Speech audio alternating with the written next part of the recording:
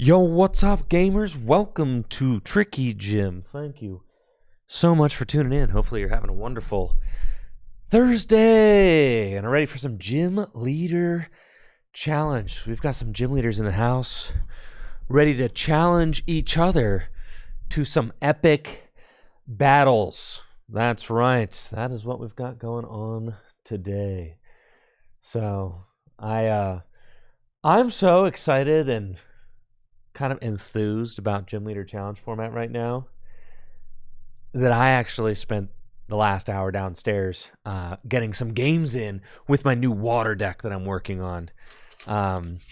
Some of the league goers were nice enough to show up early, and I was able to get some games in. So this is going to be how I actually fulfill the itch to play. While I watch everybody else play. It's like maybe occasionally I can get some games in before league actually starts. It's a lot of fun. So we're hopping right in, folks, to round number 1. Here at Full Grip Games, we are going to be playing with the most recent ban update.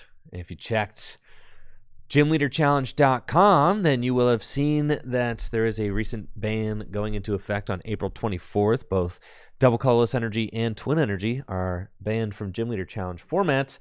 And we're going to be playing with those in effect early here at Full Grip Games, since Full Grip Games is the hometown of Gym Leader Challenge. So it just kind of made sense for us to adopt the new rules early so that we could show them off. Thank you so much, Lunatonian, for that Prime sub.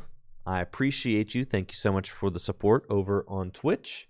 And yeah, let's get right down to the table and see what these players have got in store for us tonight. And you know what? This is fun because Thea and Craig are the two players that I played against. The two players that I played against just now. So Craig was working on a special Whales deck. Thea was playing a fighting deck. So we'll see if those are the decks that these players are bringing to the tournament tonight. Let's pop that overlay up and get ready for round 1.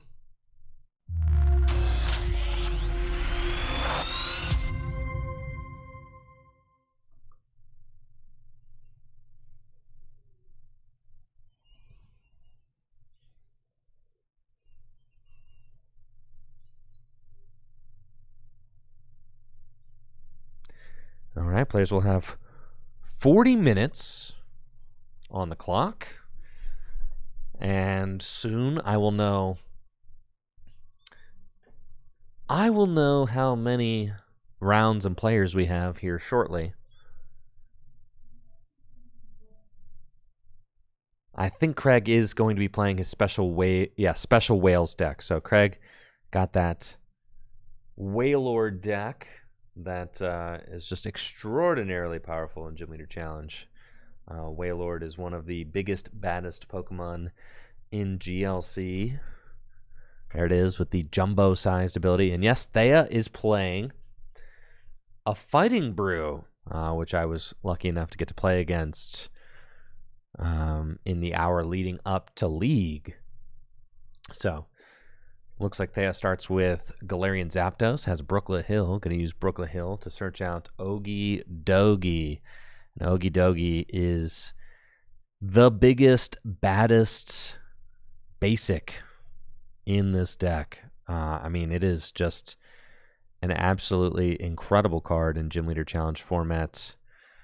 Ogie Dogie, for just 2 energy, can do 170 damage and boasts 230 hit points with its Adrena Power ability activated. The Adrena Power ability makes it so that Ogie Dogie gets plus 100 HP and its attacks do plus 100 damage if Ogie Dogie has a Darkness Energy attached to it. And guess what, folks? Pretty easy to get that darkness energy attachment to the Okie since you can use Aurora energy, Rainbow energy, anything like that can all satisfy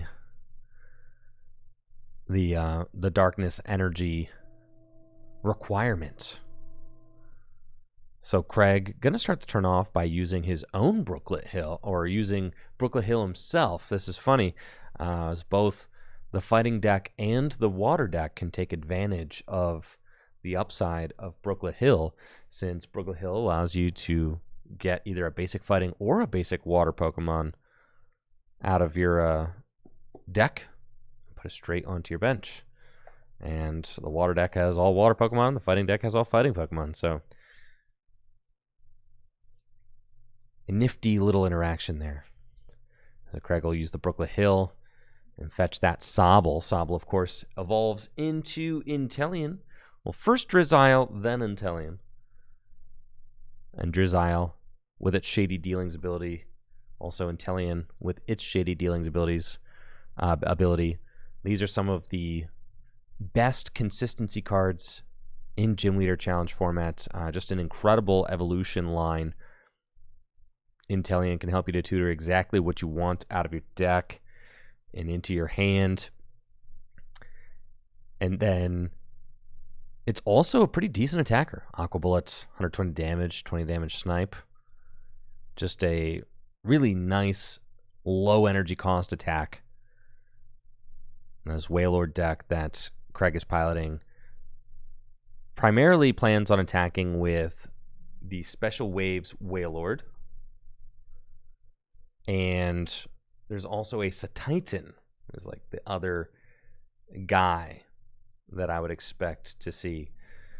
The Satitan also has an attack that is contingent on having a special energy attached to it. The Satitan also is just another big guy that's difficult to knock out. And this Wailord is very difficult to knock out. So, I mean, Craig can put Pot Helmet on it, which I think we see the Pot Helmet in the hand potentially already. There's Pot Helmet, there's Rough Seas, which heals 30 damage during your turn from all of your water Pokemon. Just crazy stadium card. And then with the jumbo-sized ability, in addition to all that, it can be extraordinarily difficult to deal with this Wailord. Let's see if Thea has the Aurora Energy. We'll discard Karina. So that Okie is juiced up now with the Adrena Power ability, boasting 230 hit points. And the Zapdos has free retreat, so Thea could just retreat Zapdos into Okie and start smacking now. And thank you, CMT, for that Prime sub in the 26 months. Appreciate the support. Thank you. Floatstone onto Koridon. And then Thea considering the hand. We've got a Martial Arts Dojo and a Juniper. Martial Arts Dojo makes it so that all Pokemon with a basic fighting energy attached do 10 more damage. But if you're behind on prizes, that Pokemon does 40 more damage. Except, of course, for Ultra Beasts, which was always a kind of funny interaction that that occurred back when the fighting lists were playing Buzzwoles, kind of like the most popular Ultra Beast Pokemon at first for fighting decks to be playing. But Buzzwole, it's Buzzwole's power level, it doesn't feel as good as it used to. It's funny because, yeah, it only works on one turn. It's like you do 120 damage on a single turn, whereas like Hops Cramorant can do 120 damage on 2 turns. And Hops Cramorant can have its damage boosted 3 different ways. Can very easily reach up to 200 damage just because of the level of power creep in the Pokemon TCG. So that Buzzwolf from the Sun and Moon era doesn't see a lot of play anymore. And it looks like Thea is going right in. Here we go. Boom, knockouts. Okie dokie. Good punch for 170 damage. Let's see what Craig has got. Pot Helmet, Whalmer, and Drizzile. I mean, knocking out the Okie dokie could just be as simple as Drizzile for teammates, teammates for reversal energy, and Wailord special waves for knockout. I mean, it really is that crazy of a card, right? Just a total monster.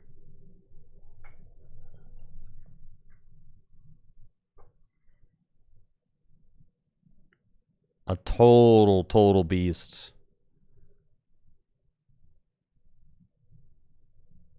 The problem with using reversal energy on this specific turn, though, is that if you do go up with Wailord reversal energy, then the reversal energy does get turned off immediately, so you'll have to find out, figure out how to kind of not just get stuck up there, because as soon as you tie up the prizes,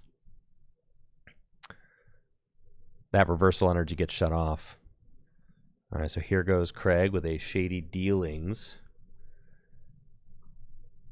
Allow him to search his deck for a trainer card, put it into his hand. Again, teammates would probably be good.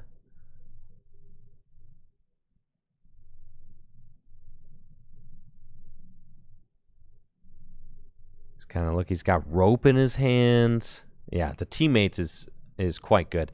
I feel like Craig really needs to go and just kind of deal with the Okie dokie in the active right now. And the best way to do that, I think, is teammates for the reversal and something else.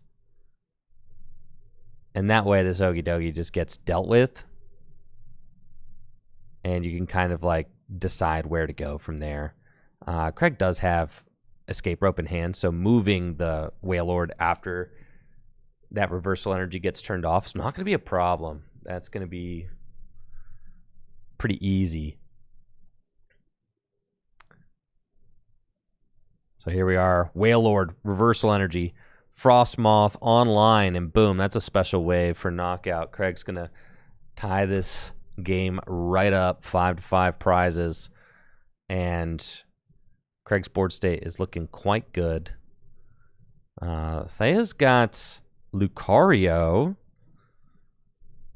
which is a great card. It's got a revenge style attack, which does base 150 damage if a fighting Pokemon was knocked out last turn. Avenging Knuckle. If any of your fighting Pokemon were knocked out by damage from an attack during your opponent's last turn, this attack does 120 more damage for just one fighting energy, so very efficient attack.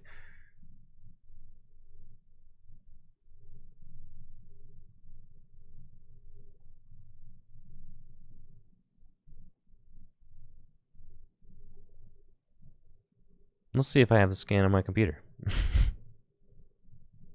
I do not, so I'll have to download it.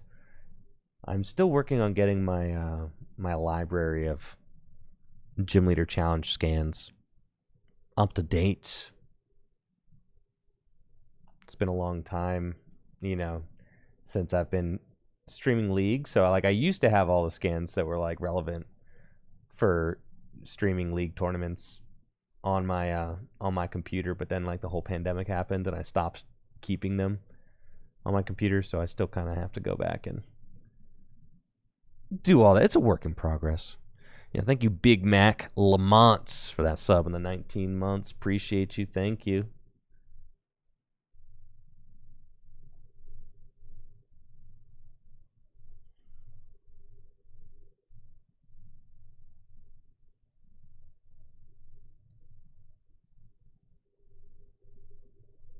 Looks like Thea is also getting Machop onto the bench. But with Craig already having this Wailord out here, I'm definitely concerned for Thea. as this Wailord seems like it'll be extremely tough to handle. Here's a look at Lucario. Lucario gonna be Thea's response this turn. Milkbread asking on Twitch, do I have them loaded onto OBS or do I have to have a way to call on the file? Both. I've got some programmed directly into OBS that I control with my Stream Deck, and then I have a button called Wildcard on my Stream Deck where if I have to pull a file directly from my computer, I just link it to the wildcard file, and then I just pull that up. So like that's how I pulled Lucario up so quick, because I just like went and downloaded it and then just pulled it up on the wildcard button. So Lucario is going to swing in with Avenging Knuckle for 170 base damage, but of course that gets reduced twice because of Wailord's jumbo-sized ability and also because of Pot Helmet. So reduced to a mere 120 damage. Craig is wasting no time with that escape rope. Gonna push the Wailord to the bench. And yeah, I really don't like Thea putting the Focus Sash on the Lucario. That's not a good place to put it.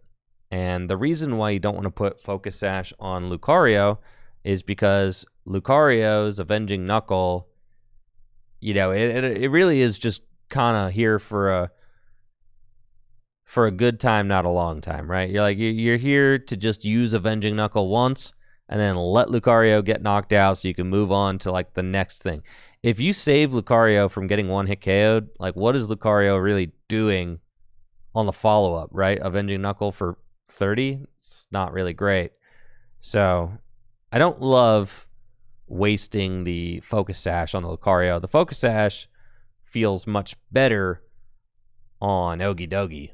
That's where I'd prefer to see that card get played for sure.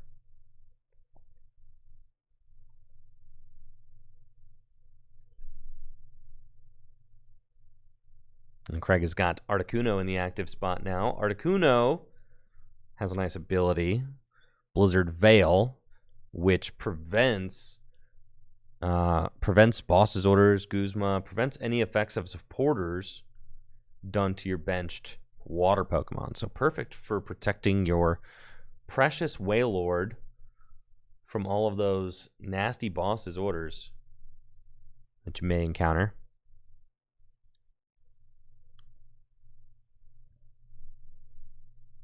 Now Craig is using Frostmoth's Ice Dance ability to throw a couple extra energy onto Wailord, Capacious Bucket, allowing Craig to search out those water energy from the deck. And then Quick Ball will go and find Citadel. And Citadel is the next attacker. I mean, just kind of forcing your opponent to go through Wailord and then Cititan. It's just, it is a tall order, really. It is quite difficult.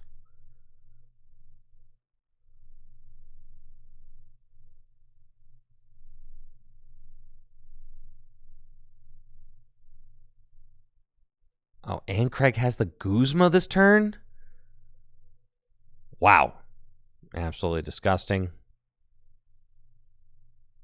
Now, Craig is, by choosing to Guzma the Okidogi, I mean, actually, maybe Thea is thinking in 5 dimensions, because by choosing to Guzma the Okidogi there instead of the Lucario, like, I think Craig would have actually chose to Gus the Lucario given the option, but since the Lucario has the Focus Sash on it, that made Craig want to chase something else instead with the Special Wave, which actually preserves Lucario and makes it so that Thea can take a return knockout on the Wailord now.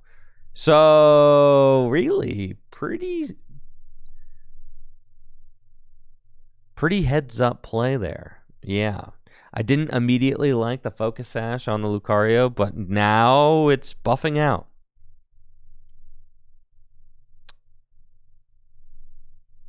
And that Lucario is going to be able to slay the whale. Take a big knockouts.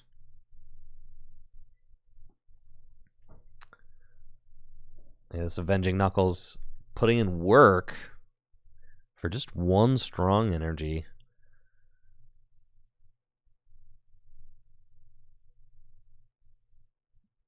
Manually attaching to the Galarian Zapdos doesn't feel great. Galarian Zapdos, obviously great for its free retreat. It's got this very expensive attack, which requires that you discard energy, and then it does 70 and paralyzes. But yeah, not an ideal attacker. The Avenging Knuckle will take the knockouts. Yeah, because it was 120 the first time, and nothing has changed. So, it ought to take the knockout. All right, Thea's going to tie it up at 4-4 prizes. Let's go. Craig sends up Articuno with the Blizzard Veil ability protecting his bench.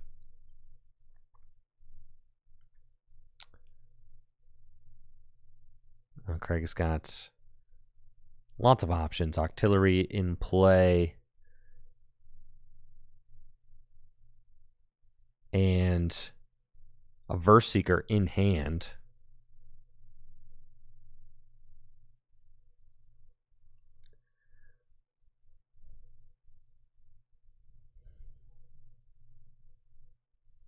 And it looks like Craig's going to use Ordinary Rod. Chuck a couple water energy and the whale line back into the deck.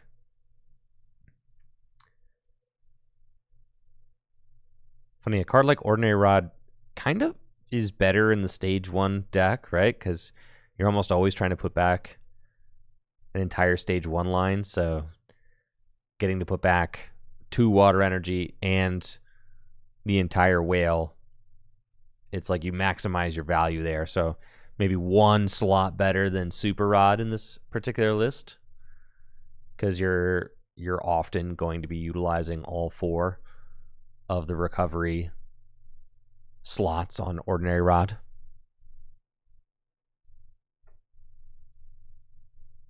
All right, so Craig's going to shuffle up, and he's got an Abyssal Hand. Looks like he's going to use that for 2.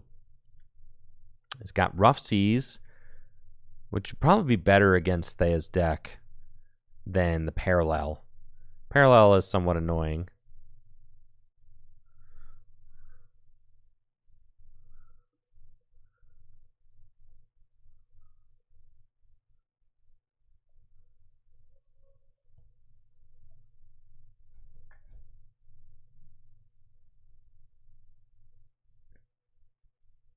So here goes the Rough Seas to counter Parallel.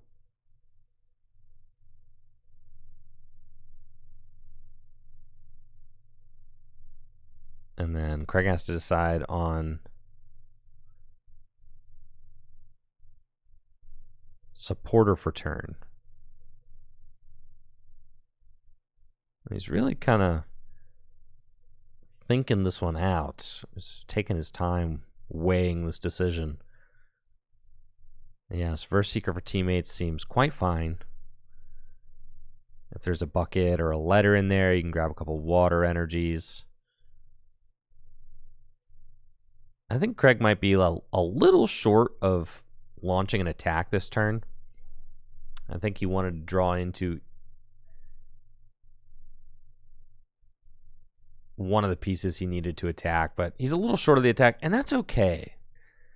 It doesn't, like, Craig doesn't need to attack this turn. I mean, really, Lucario in the active spot is not actually returning for another KO this next turn. Lucario is more reactive, so it's fine. I would say it's probably in Craig's best interest to just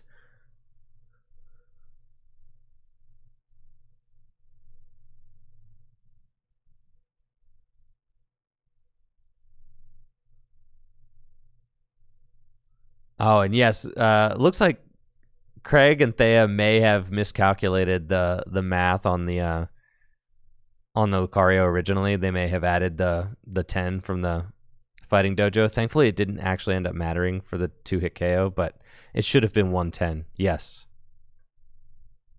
It should have been 110 followed by a 110, which is still a 2-hit knockout on the Wailord. But yes, they did. I missed that catch. That's on me. Because the Fighting Dojo only adds 10 damage or 40 damage if you have a basic fighting attached, and Lucario does not have that. Yeah. So that's something to keep in mind. But a common error nonetheless, especially since the fighting decks do play strong energy so often. With strong energy attached, you cannot... If all you have is strong energy attached, you can't get that buff from the Fighting Dojo. All right, so 4-4 prizes. Craig going to pass it back over to Thea. And, I mean, Lucario's got Avenging Knuckle for 50 this turn. Not really great. Craig has got a much more stable board with the Octillery and the Frostmoth. And then we do got the Satitan on the way, of course. And Satitan is a big dude.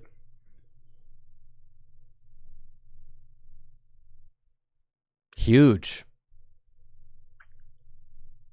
Satitan has the special Horn attack, does 80 plus 140 more if it has any special energy attached to it. So kind of just a ridiculous guy. 180 hit points. Just massive.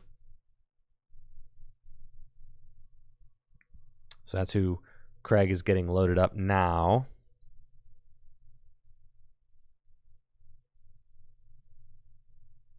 Looks like Escape Rope is being played. So Craig has to push the Articuno, send up Inteleon. I think that makes sense. And then doesn't... Yeah, Thea has to move as well. And Zapdos has free retreat, so... But you do still have to move.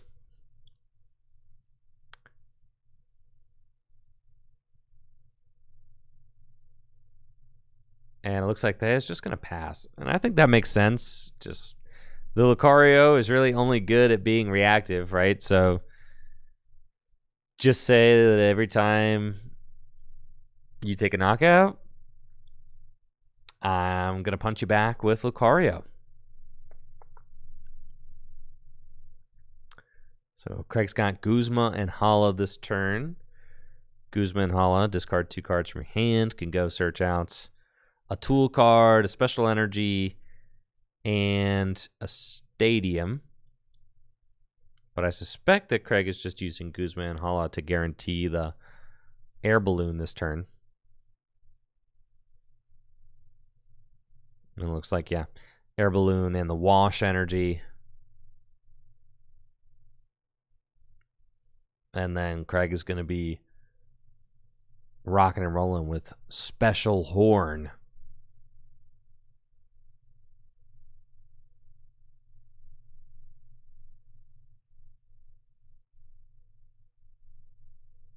And here we are. Satitan's all loaded up. Abyssal Hand. And there's another Wailmer drop. And just what an exhausting task having to go through all of these whales.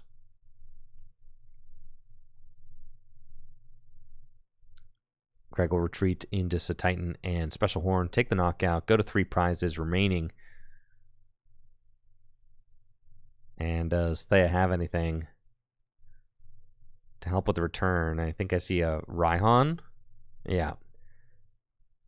So maybe going for a Galarian Zapdos Paralysis play. I don't think Thea has the 1-hit KO. So this is a way to do it, I suppose.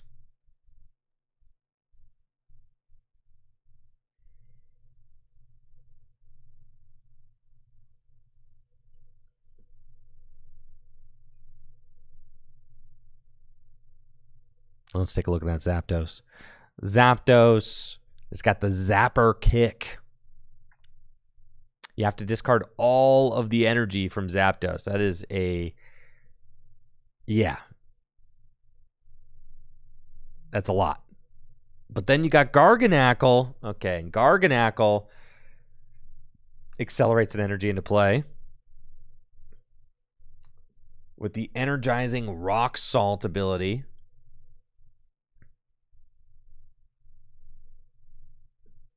Allows you to attach a basic fighting energy from your discard pile to one of your Pokemon and then heal 30 damage from that Pokemon. So with Garganacl set up, there you go. Energizing Rock Salt. Another fighting energy. Fighting Fury Belt. All right, Zapdos really big now. Field Blower to remove the Rough Seas. But wait!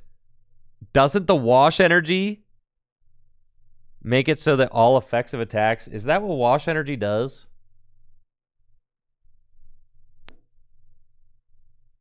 Yeah.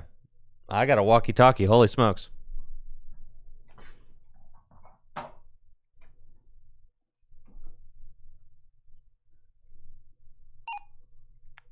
Hello, gamers. Hello. Let's read the Wash Energy. Pretty sure that means that it cannot be paralyzed. Yeah. Okay. Rock and roll. Here we go. Yep. So, cool idea with the Galarian Zapdos, but unfortunately that Wash Energy prevents all effects of attacks from your opponent's Pokemon done to the water Pokemon that that the Wash Energy is attached to. So Galarian Zapdos is Zapper Kick. Not going to inflict paralysis there, because it's an effect of the attack which gets prevented from the Wash Energy.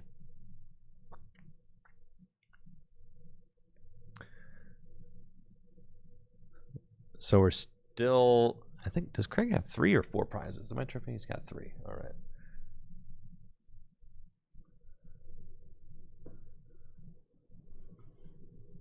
Ooh, and the Mallow and Lana to heal. That is tough. That is going to make Thea's life extremely difficult.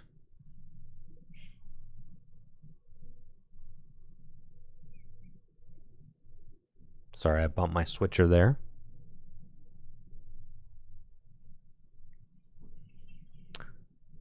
And now Lucario coming up to try and avenge the death of Zapdos, but it's not enough. Lucario with the Avenging Knuckle, only doing 170. That is just 10 damage off of the knockout on Titan.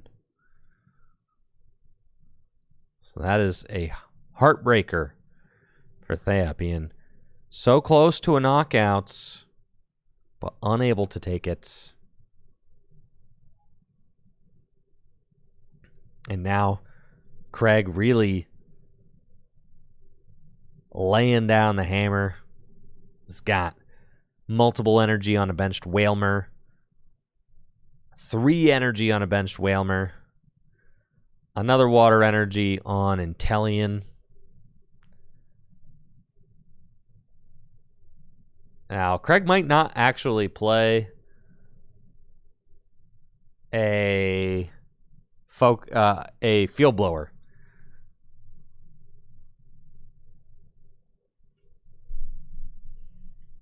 Discard that Sash. Discard it. So Craig has to just hit into the Focus Sash Lucario, and that makes it so that Lucario lives with just 10 hit points. The Focus Sash does have to get discarded, though. And Thea's going to Guzma Octillery.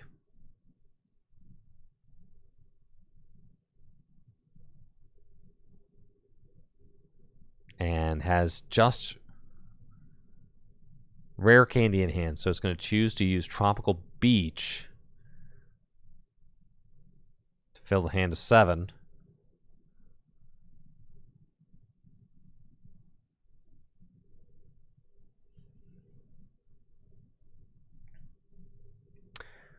I'm hearing word that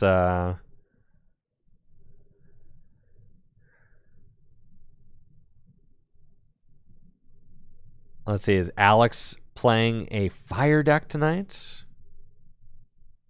Alex Carpenter playing a fire deck. I think Ben Morse was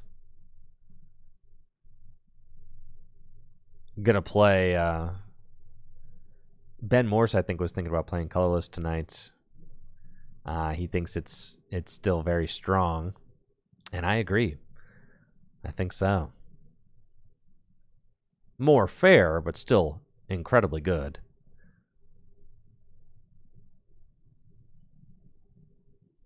It looks like Craig filling his hand to 5 with Abyssal Hand. And then Irida for turn. Grabbing Switch Raft. Gonna switch, get that Titan right back into the active spot. And Titan coming in with a special horn for 220 damage. And I think that Thea is just about out of gas. And yes, there is the scoop. Craig gonna take round 1 here at Full Grip Games GLC League with the Wailord deck, the special whales. Thea put up a valiant effort with her fighting deck, but was ultimately unable to seal the deal. So Craig getting the big dub there. Hoodie Craig. Big dub. Special waves. Special whales. GG's, both players. All right, we've got some extra matches going on right here. Let's go. What do we got? Oh, yeah, Alex Carpenter is playing fire. We got some grass. We got some darkness. We got some lightning. Oh, boy, we're eating good tonight, folks. Let's go.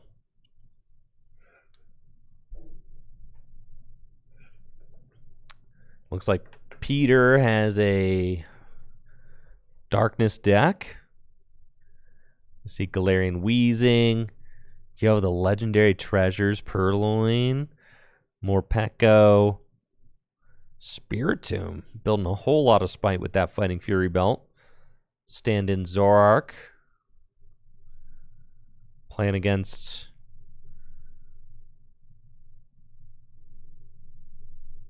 a grass deck here. Looks like Rillaboom's in play. Yo, Kricketune in play. Venusaur is in play.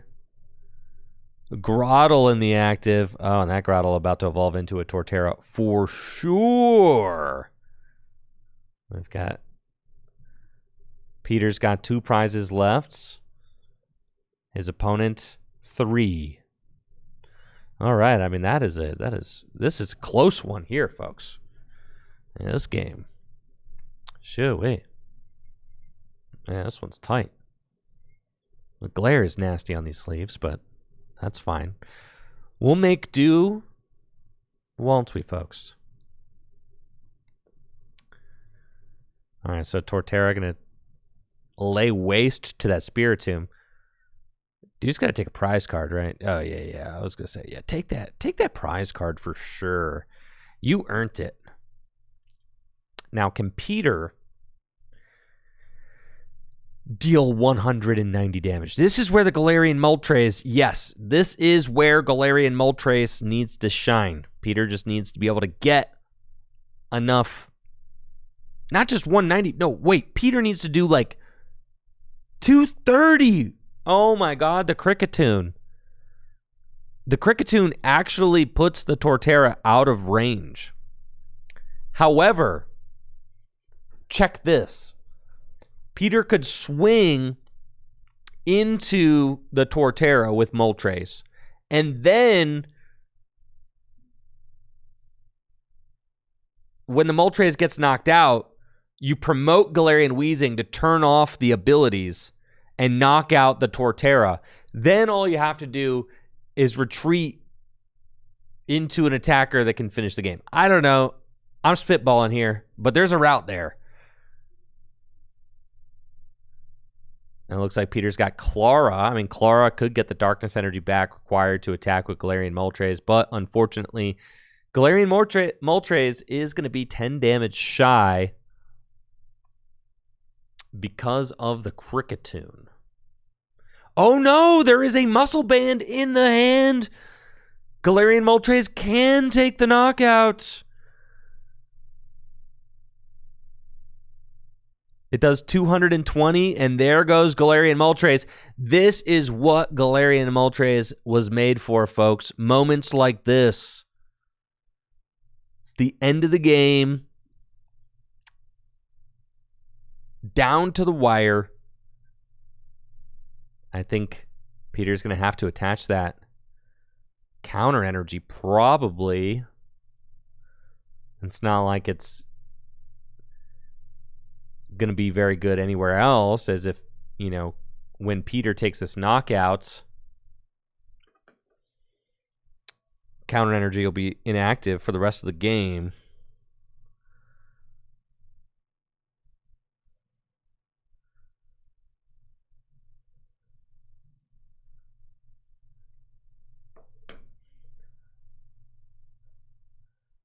All right, I'm trying to figure out who won this game over here between Alex and Jack.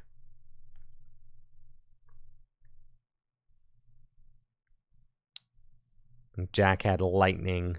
Alex had fire.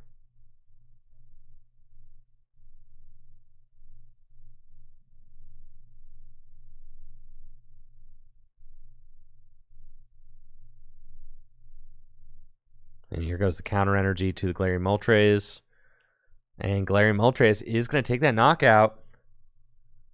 Oh, that is a KO. 220 plus 20, 240. You can see his opponent doing all the math, reading. Oh, yeah. That is a knockout taken. But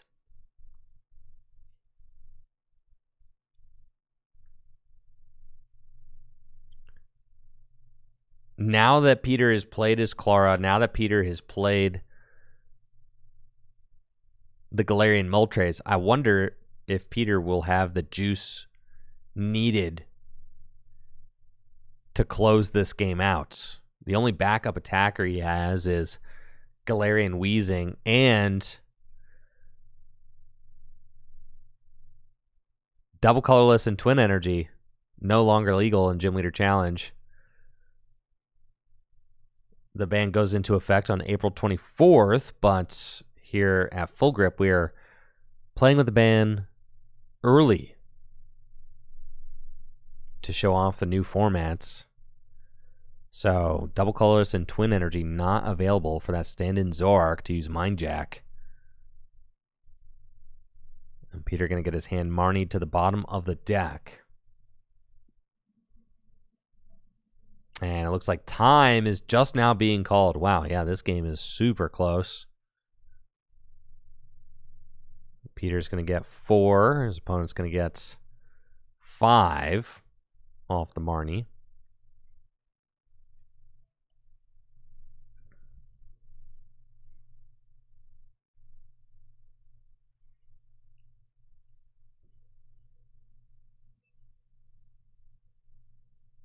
I tried to text Alex Carpenter if he won round 1 because I'm curious if he won with his fire deck, and I accidentally texted Alex Holtz. So, sorry, Alex. All right, so fire did win round 1. Very cool. It'd be fun to get fire on stream next round. Okay, tied at 1-1 prizes. Peter's got Janine's Secret Art, I think. But, like, not a lot else in this hand. You can send up Galarian Wheezing, though, and then, like, with Galarian Wheezing active, the Rillaboom is not actually attacking. It's only got 2 energy on it. So, you could go up with Galarian Wheezing and poison, right? Because I think Peter might be turn 1 of time. I think his opponent was turn 0. So Peter could go up with Galarian Wheezing, poison the Rillaboom. The neutralizing gas ability turns off Venusaur's Jungle Totem. There is a reset stamp in Peter's hand, too. So, yeah, you go Galarian Wheezing plus reset stamp.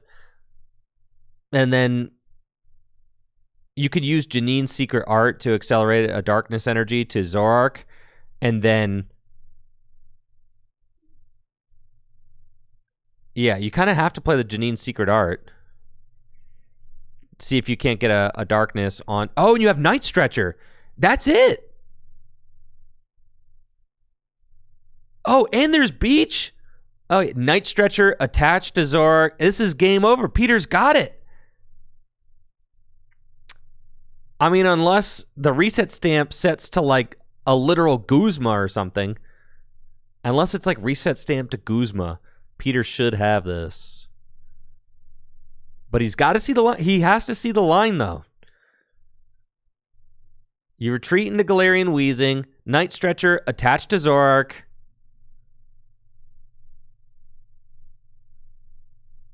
And that's the line. And then you can even Beach. No, you don't Beach. You have to poison. I lied. You have to poison. Never mind. You can't Beach. Not Hoopa. No. You got to do Zoroark. You got to do Zoroark.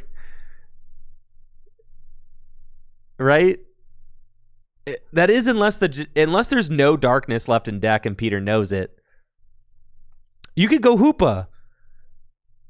Yeah. Let's see how many Darkness are left. Because you could poison then go Hoopa. That'll still do it, right?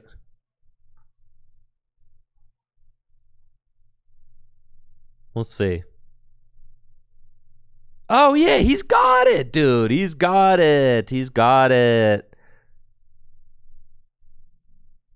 Oh, yeah. Janine onto the Zoroark. Free retreat. Galarian Wheezing. Poison. Reset stamp to 1. It's all coming together, Peter.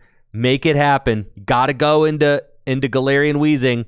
Yup. Here we are. Don't Beach. Do not Beach. Poison. No!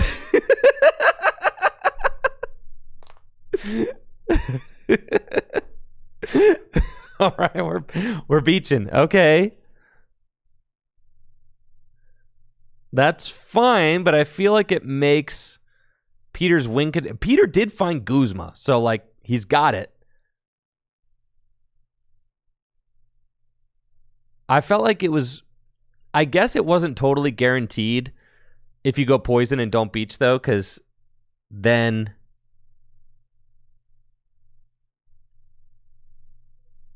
Like, what if his opponent retreats, right? But the bench is full, so Zoroark is doing 160 base damage. I mean, it's going to... But that does miss knockout. Okay, so maybe the Beach was correct. All right, I'll give it to Peter. I think Beaching was correct, actually. Now that I kind of do the math with Cricketune, I think Beaching... Yeah. I think Beaching was actually what needed to happen. So, yeah. Good play by Peter. Needed to go for the Guzma to guarantee it. Yeah, I like that.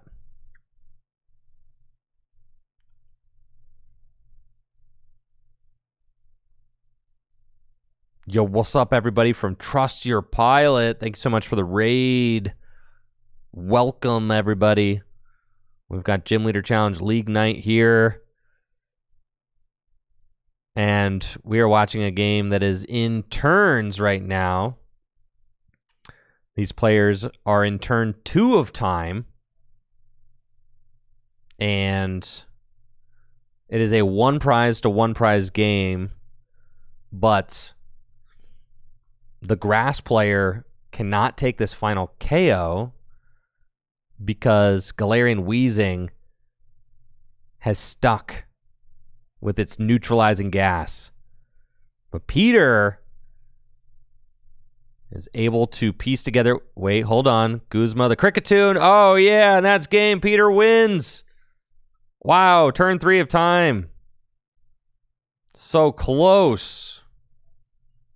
That was a crazy game for sure. I'm glad we caught that one. That was a wild ride coming down to the very final prizes there with Darkness versus Grass. That was a great matchup to get to watch. We saw Craig win round 1.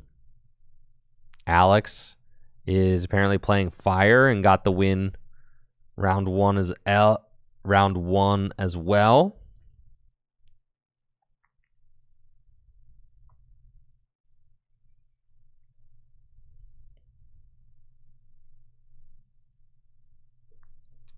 Let's see how many players we got tonight. I'm going to text Natalie and ask.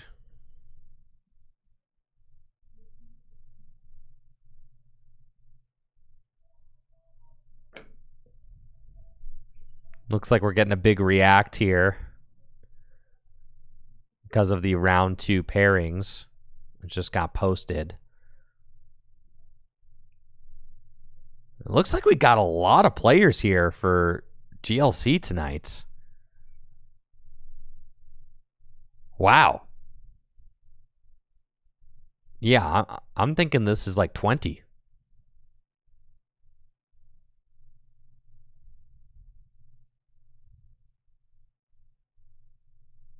It's looking that way. All right. We got 19 players tonight. So 5 rounds. We've got the full 5-rounder. 19 players gathered for our weekly Gym Leader Challenge events.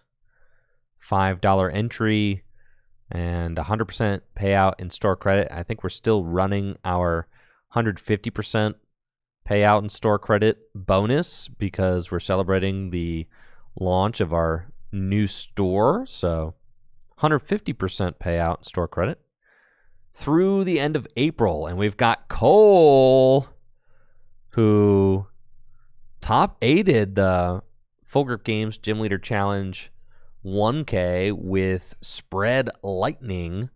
Looks like he's going to be back at it again with Spread Lightning, as that deck served him well just a couple of weeks ago. And we're going to get to see Peter with his Dark deck. So, very cool to get Peter on right after that win that we just witnessed.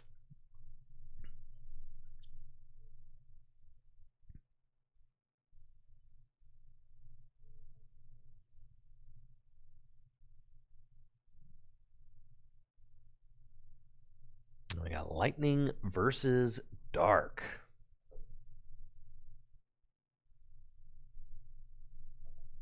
I started programming in my GLC keyboard with all the lightning attackers, and then I didn't quite get around to getting everybody programmed in. So that'll be my goal for next week, is to have my Stream Deck keyboard completely decked out with all of the most relevant Pokemon from each type. That'll be my next week goal.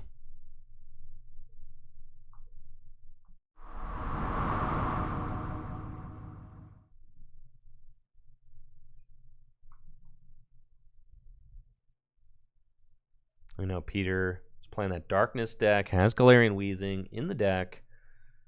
We saw that Galarian Weezing win him the game.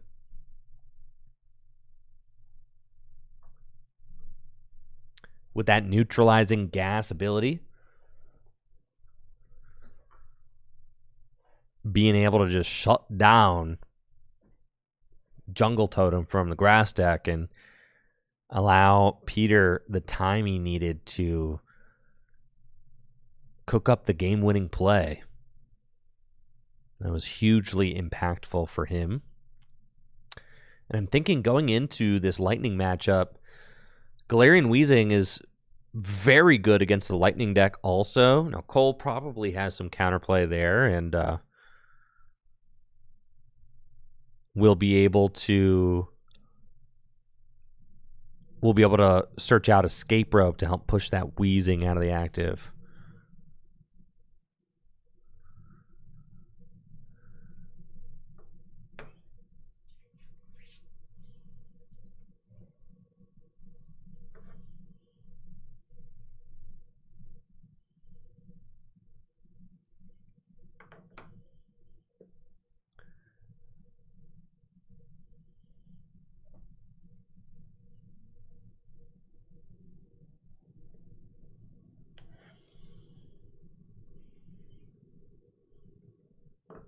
All right, these players are getting started.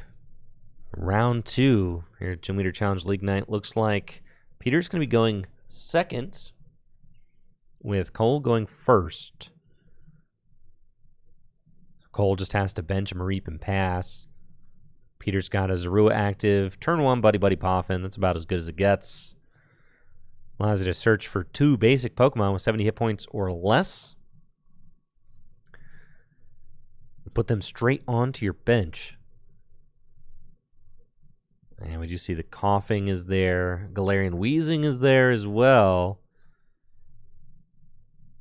Peter's got plenty of darkness energy in his hand also,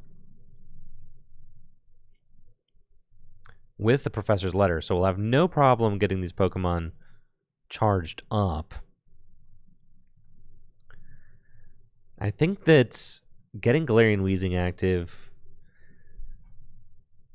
is kind of your ace strategy against the Lightning deck.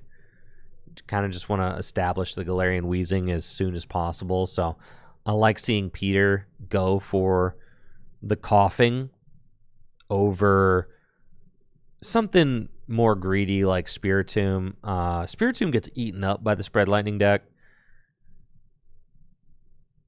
So I'm much happier to see Coughing get the grab. Even if Peter has a terrible hand, Peter could attach to Coughing this turn and then use Ascension to instantly evolve up into Galarian Weezing next turn.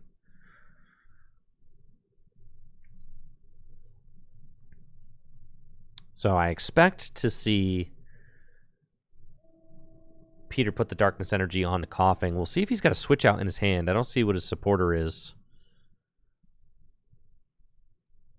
Looks like it's a Research, yeah. So probably just going to be sending this entire hand to the discard pile with Professor's Research. Yep, and I like this. No need to thin any more energy out of the deck. You just want to hit a switch card. Floatstone right there, and that is the turn 1 Ascension into Galarian Weezing. An incredible rip there off of that Research. It's exactly what you want to see if you're Peter.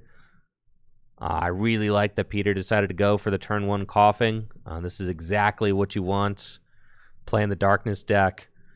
Establish that Weezing as quickly as possible. Shut down the abilities with Neutralizing Gas.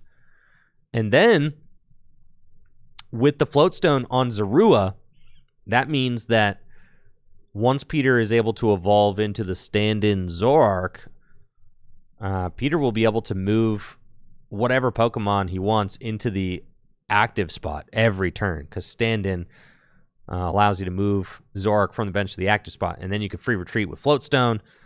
It's a very powerful play.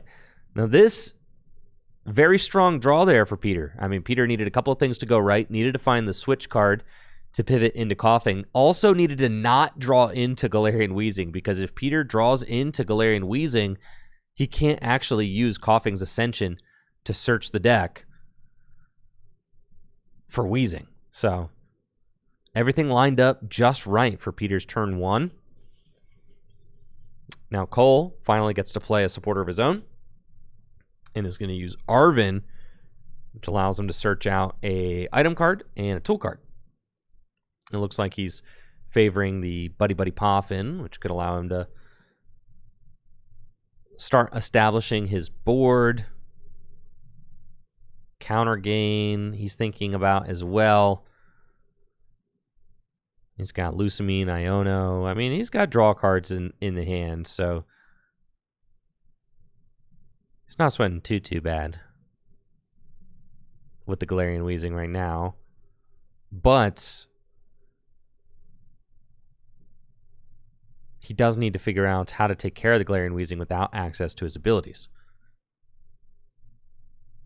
So it looks like he's just going to continue setting up using Buddy Buddy Poffin to go get Electabuzz and Blitzel. Blitzel evolves into Zebstrika, which is the draw engine of this deck. Zebstrika, with its sprint ability, allows you to discard your hand and draw 4 cards. Very strong. And jives well with the Dynamotor ability as well, since allows you to put energy into the discard pile with Sprint, and then you can charge that energy into play with Dynamotor. So Cole just has to use that Buddy Buddy Poffin, establish some Pokemon on the bench, Electabuzz, Blitzel, and then go from there. Peter's got Arven, so gonna Arven right back. And we'll see what he decides to go for. I imagine he wants to get Liepard into play. That just seems quite good.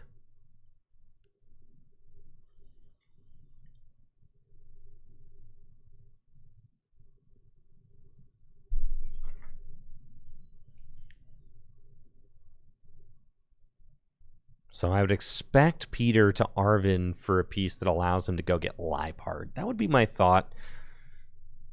You just kind of want that card advantage for the rest of the game. So if you have a card that lets you search out Liepard, that would be very good. It looks like he's going to get Nest Ball and Fighting Fury Belt. And is just going to go get the Guzzlord and attach that Fighting Fury Belt to it. I like this. I like this also. And then you could attach the Hiding Darkness energy to Guzzlord too, so that it's got free retreat. I like this a lot. It's a little bit harder to power up Guzzlord now without double colorless energy and twin energy, so you gotta really think about how you're getting those energy onto the Guzzlord.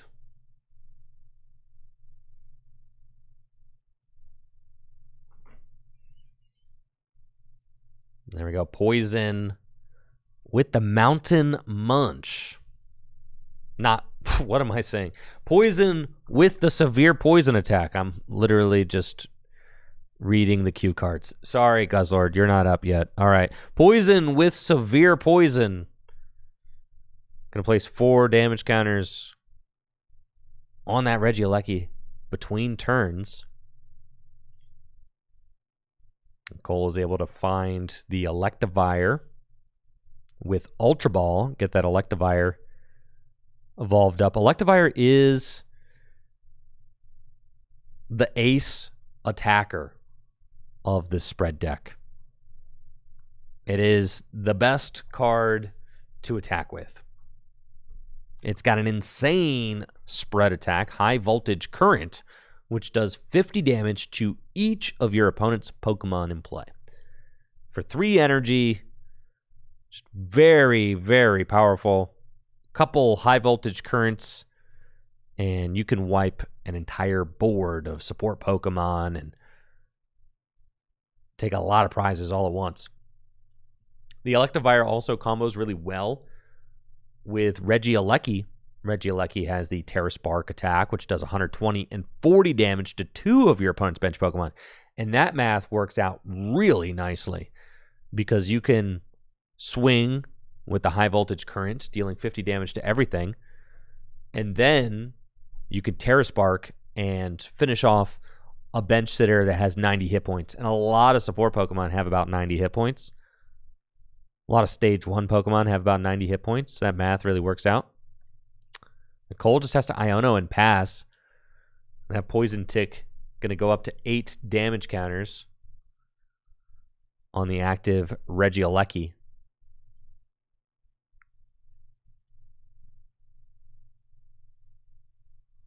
And Peter's going to use Level Ball.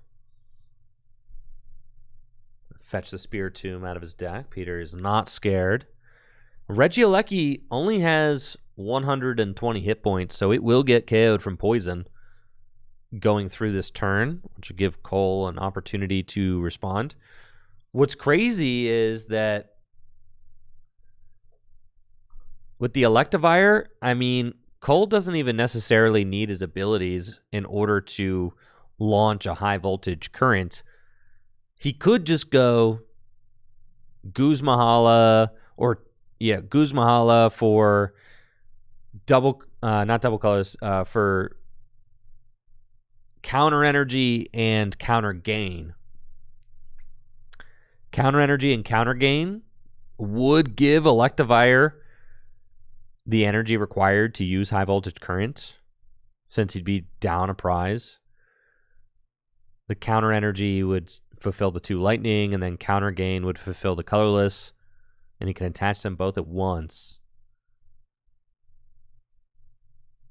I think that play would really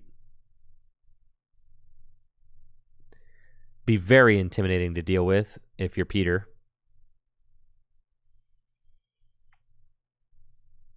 All right, Peter going to play Town Map to flip his prizes over for the remainder of the game. And then we'll pass and get to take a prize card. First prize card of the round.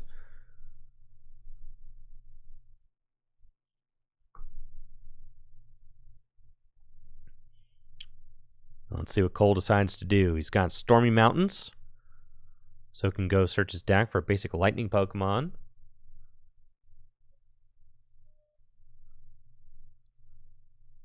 And he's going to get the Morpeko. Morpeko is a fun little guy. It's got the Torment attack, which makes it so that the defending Pokemon can't use one of their attacks.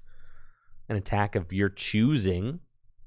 It looks like Cole is stuck. He's got nothing, so he has to just go up and torment the Galarian Weezing and try to stop it from using its poison. But this is the power of Galarian Weezing. Galarian Weezing can just sit up here, shut down your entire engine. Cole cannot use Sprint. Cole cannot use Dynamotor. Cole just has to wait it out. And this Galarian Weezing could just take over this entire game. I do like that Peter is playing the Janine's Secret Art. I think that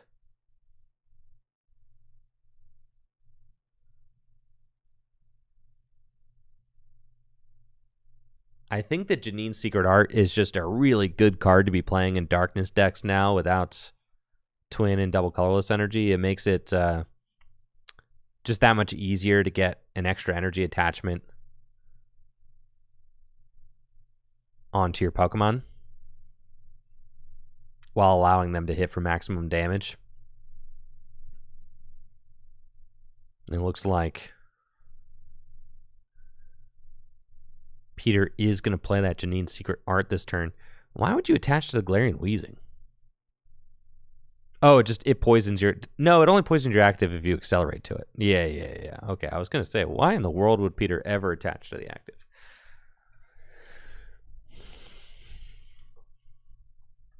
So just going to use the Janine to get an extra energy drop onto the Guzzlord, which is obviously very good.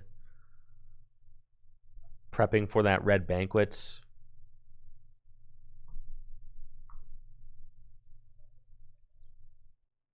And this, to me, this is what darkness does best. And honestly, with Galarian Weezing the deck, you have a great way to shut down your opponent's deck while you build up Guzzlord and to me, the deck gets a lot more thoughtful without twin and double colorless energy.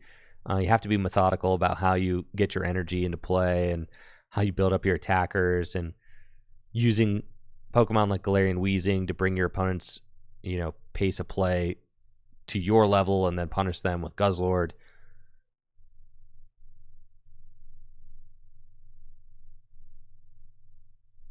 And being able to use cards like Janine's Secret Art just, I think, are really good for the overall play of the formats. Having to rely on cards like Janine's Secret Art and Crispin instead of just slamming down your double energies ad nauseum. Now, Cole does find a bailout card. He's got N, which is going to allow him to shuffle his hand into his deck, draw 6. Peter's going to get 5.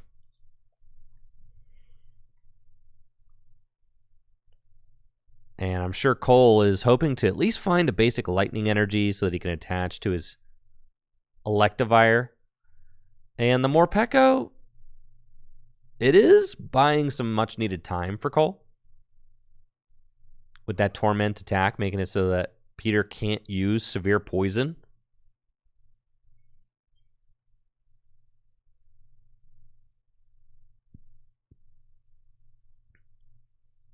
And let's see what these players find. Cole does find an energy, which is quite good for him. But the rest of this hand is looking pretty rough. He's got Zapdos Prize, so that is a nice grab off of the Hisuian Heavy Ball. Zapdos, a very good attacker in Gym Leader Challenge formats. Just a nice poke, 1 energy poke for 80. But yeah, not a ton going on in this hand here for Cole. So just going to have to sling an energy down onto Electivire and continue poking with Torment. Now, Peter has got some plays this turn for sure. He's got Escape Rope, Hiding Darkness Energy, Guzma and Hala. Now, he can really make some magic happen. And Cole is in like this weird spot where he's like, do I send up my Electivire? Right? Because Electivire actually does not get KO'd.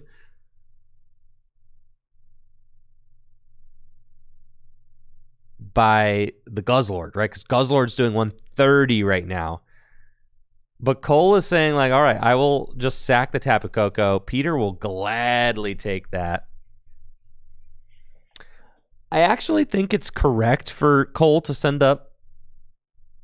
I don't know. You send up the. I don't know. It's really tough. Like, do you chance it and send up the Electivire? It's really tough.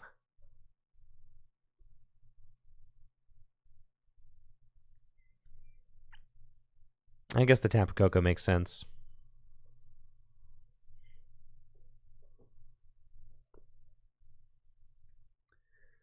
So Peter is poised to take a huge 2-prize turn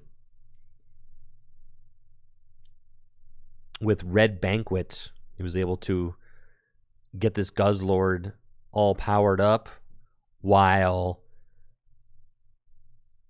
opening with Galarian Weezing. Turn 1 Ascension, Galarian Weezing. Just been locking things down with neutralizing gas the entire game so far.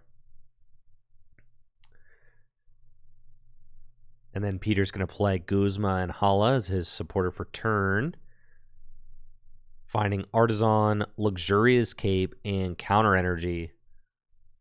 I do like these cards that Peter's playing to make his Pokemon a little bit beefier. I think that goes a long way. The Luxurious Cape and the Fighting Fury Belt, especially Fighting Fury Belt on Guzzlord, just really protects those energy investments that you're putting onto him, so I like that. Now, Peter still doesn't have Liepard in play. The only supporter he's got in hand is Teammates. So That's weird. I would expect to see Peter take Marnie off of the prize. I would really think that Marnie makes a lot of sense.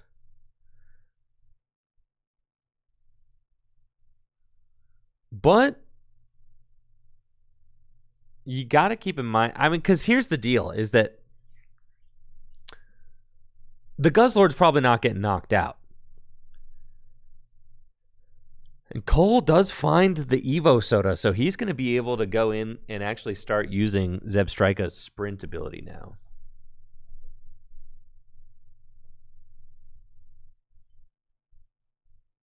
And this is the first turn of the game where Cole has had access to his abilities, so I'm sure he's excited about that.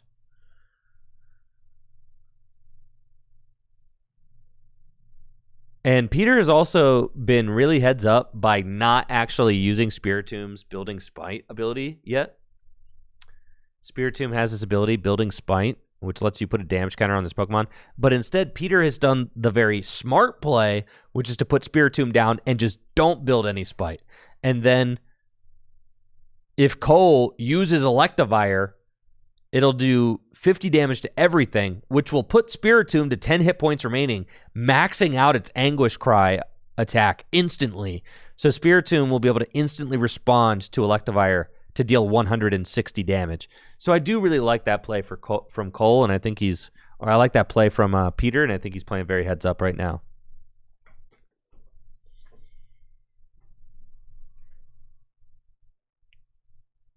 I think Cole kind of has to find, I don't know, it looks like he's playing Guzma and Hall as his support for turn. He's got Electro Power.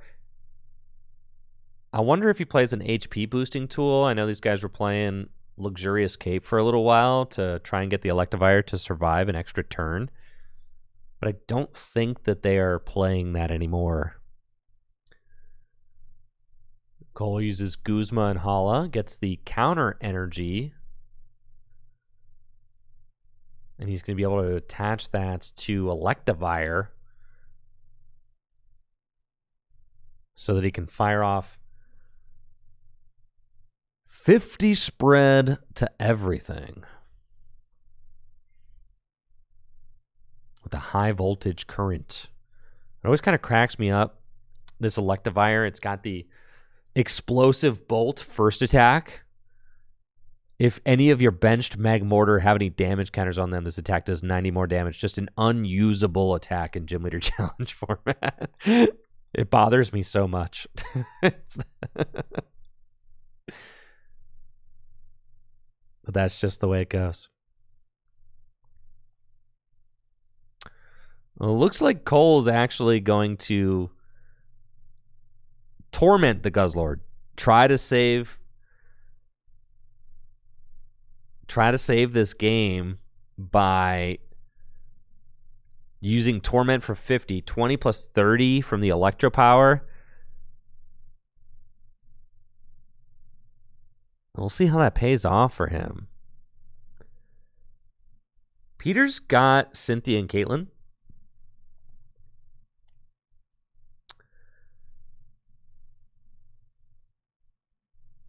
So Cynthia and Caitlin could find Peter a card to move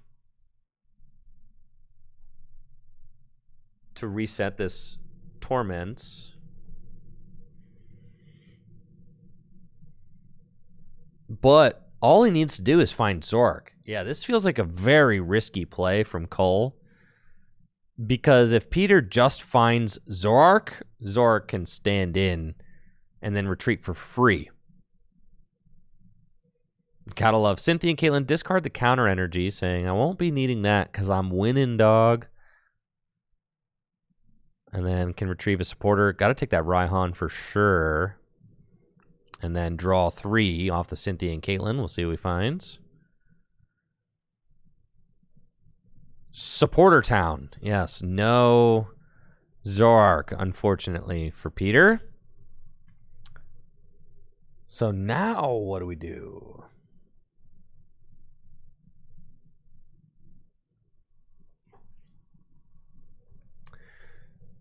Darkness energy to the Zorua. You're going to have to Mountain Munch? That feels bad.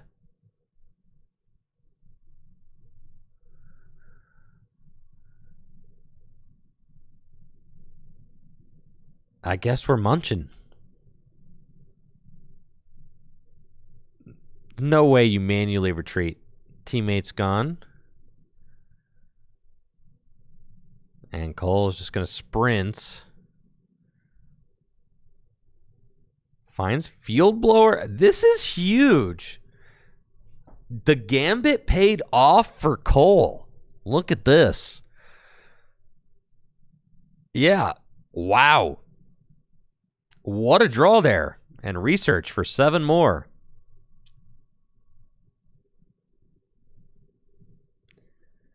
All right, Cole is actually looking very good with this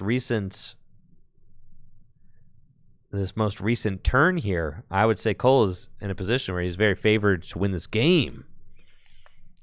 Finding the Field Blower, Peter whiffing the Zoroark. If Peter just finds Zoroark, he's only got 1 prize left. I mean, he gets to go back, Red Banquet for 2 more. Cole had to find the Field Blower to take this knockout. Did he? 140 plus 50? No, he didn't need to find the Field Blower. I take it back. Never mind. Because the Electivire's already got a muscle band on it. So, yeah, this is calced out.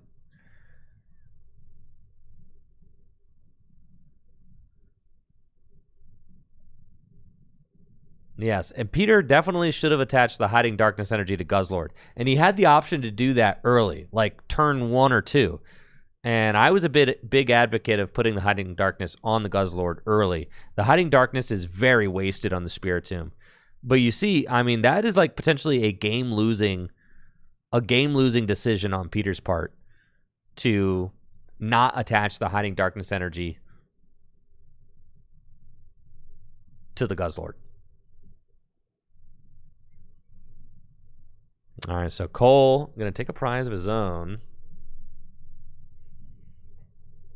and get some damage on the board also with Terra Spark, dealing 140 damage to the active and 40 damage to 2 bench Pokemon, softening up the Zorua and the Galarian Weezing.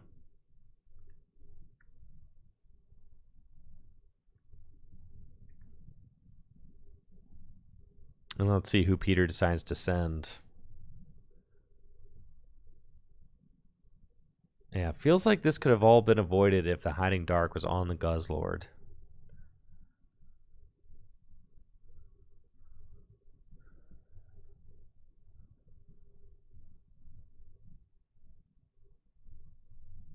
I think you just send the Spiritombs. It's got free retreat, right?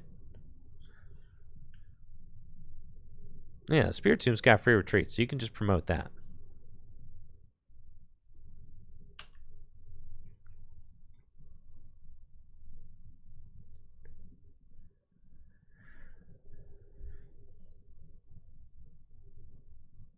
All right, Zorua getting the push. No need, though, because Spiritomb's got free retreat, so you can just send Spiritomb.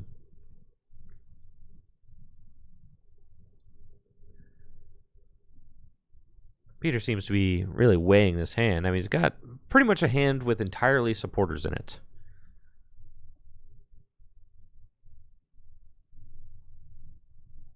And it looks like he's going to... Okay. Guzma, bring up Tynamo.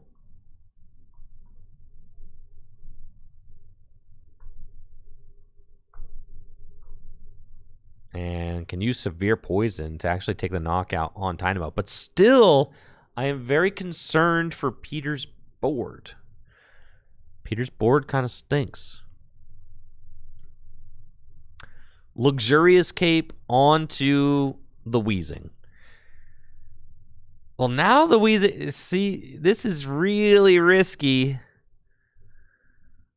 Severe Poison will take the knockout, but Peter's board is so bad that he might be able to get to like 1 prize remaining because the Spiritomb will be a guarantee.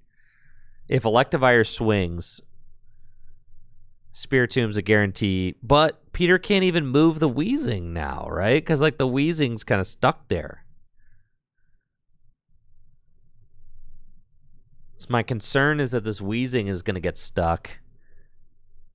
Peter does have Tate and Liza in hand, so but still, if you use Tate and Liza to go into Spiritomb to knock out the Electivire, then you're still not playing a supporter that's going to allow you to establish your board with more Pokemon.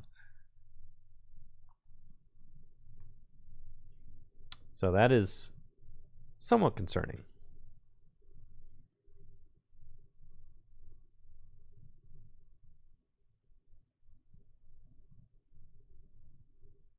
Now this Purloin only has 50 hit points. It's a really cool Purloin, all right? It's got a beautiful holo pattern from Legendary Treasures. But there are Purloin out there with 70 HP, folks. So Peter may get punished for playing the low HP Purloin. All Cole has to do is attack with Electivire, and both the Zorua and the Purloin are getting bopped.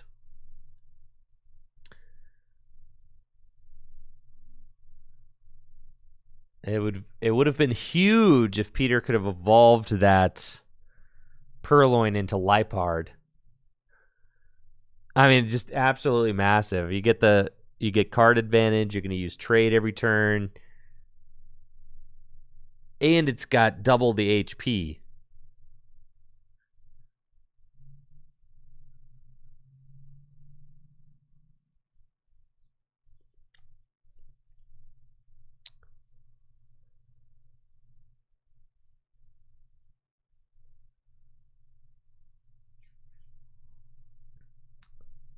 All right, Cole going to end Peter down to 2. And this just makes it even more punishing, right?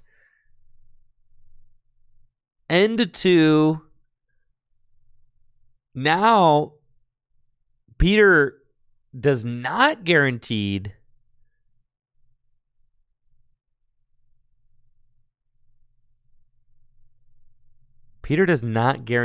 have a way to switch this Galarian Weezing. It just might be stuck. So Cole can just spread and say, like, you're probably stuck here. And here goes Electivire. High voltage current, taking 2 knockouts on the bench, 50 damage everywhere else.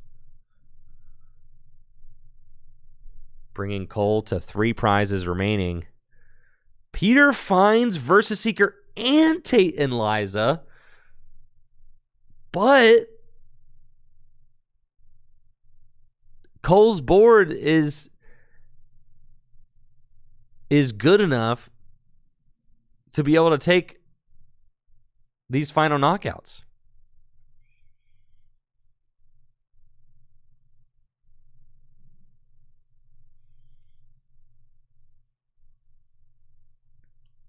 $130 damage on Weezing, so Weezing's got 100 hit points left. It's just one more Terra Spark onto the Weezing. I think that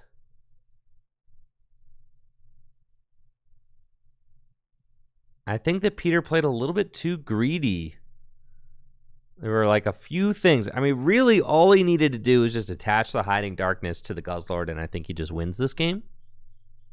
But Cole has done an exceptional job kind of finding just the sliver of a route and threading the needle just right. So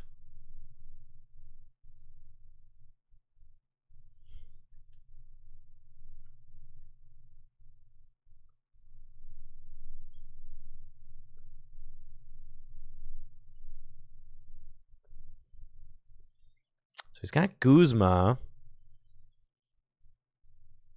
But that doesn't like get you out of the situation, right? You Guzma, Spiritomb can take that knockout.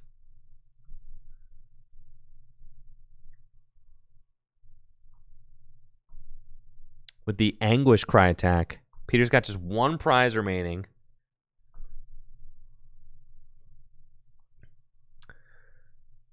To Cole's 3. All Cole has to do is knock out both these Pokemon and he wins. But all Peter has to do is take one more prize. However, Galarian Weezing is going to be a little bit hard pressed to take this final prize, doing 4 damage at a time. And of course, if Cole can just find Field Blower or something, all bets are off. But I think Cole might have already used the Field Blower. Peter is playing Galarian Moltres. That's always an option. But I worry that he doesn't have a way to move this Galarian Weezing.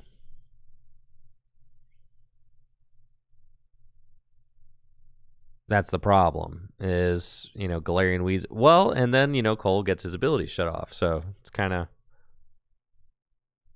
And Cole's like, do I rope and bring the Weezing? If I rope and bring the Weezing up, then I can't use my ability, right?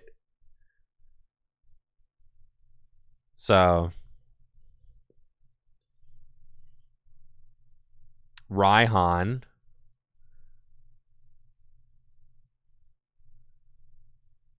Put an extra energy onto Electivire. And Cole can go get whatever card he wants out of his deck and put it into his hand.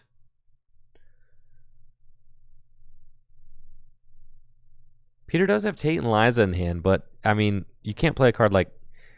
if you're using Tate and Liza to switch, then what supporter are you using to, like, get a new attacker powered up is my concern, right? Like...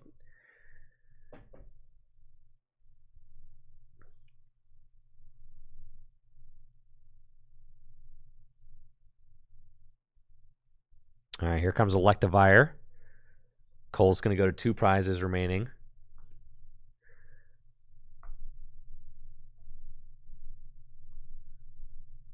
High voltage current yet again. And Peter's got just 1 prize left to take. A Galarian Weezing in the active spot. But Galarian Weezing is a fatty. Got a tough time moving around with the 3 retreat cost. And Peter can use Artisan. I mean, take a look. It's not going to be great. And now with 180 damage on it, the Galarian Weezing does finally get KO'd by 1 more high voltage current. I think Escape Rope's not an option.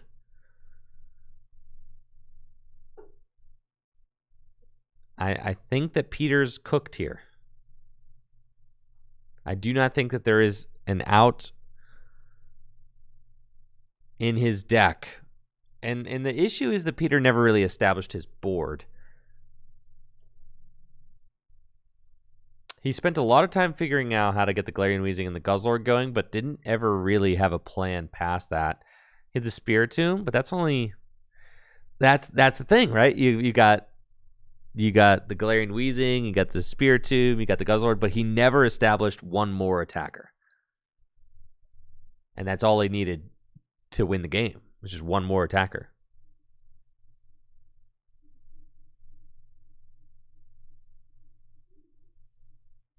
He just does not have it.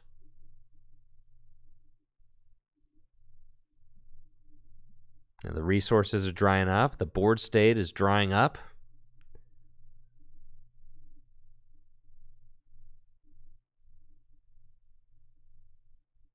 Yeah, there's a Hoopa, but the Weezing gets knocked out no matter what. Verse Seeker for Raihan? Is that what we did?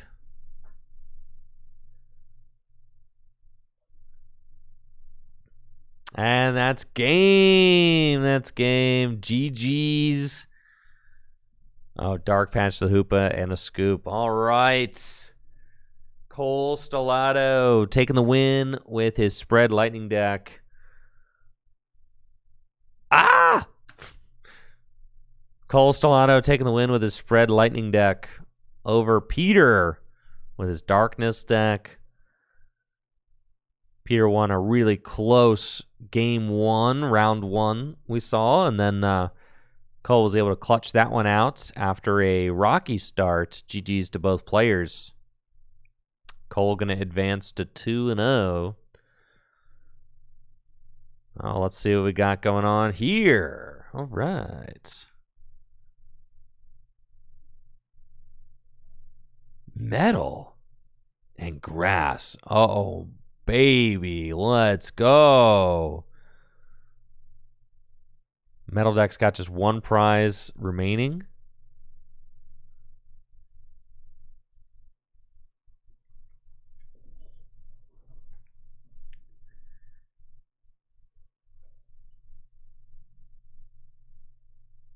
But is up against a Bramblegast. And this Bramblegast has got 350 hit points right now. So, I mean, he's kind of a big guy. And the Bramblegast is no ordinary tumbleweed, okay?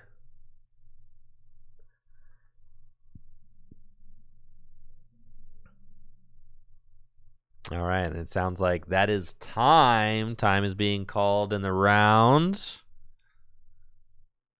So can the player on the right find a way to take their final prize card? Their turn 0. Dylan's turn 1. They got 2 more turns to try and figure out how to take this final prize. Up against Bramblegast. Rumbling Engine. Hex will do it. I think I see a Hex Maniac in the hands.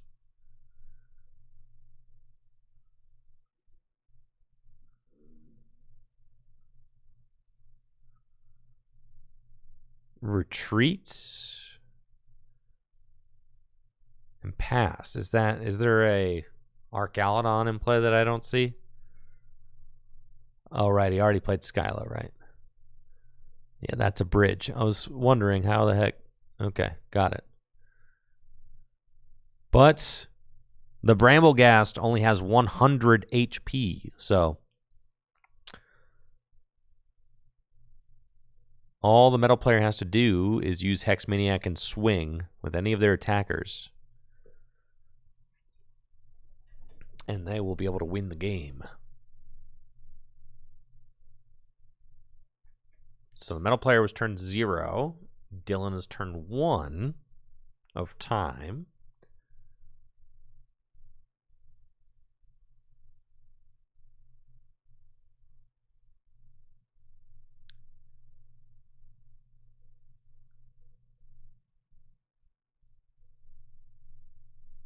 Let's see, what has Dylan got? Weighing a card. What is it? Scoop Up Net on the Bramblegast. Holy cow, I did not see this coming.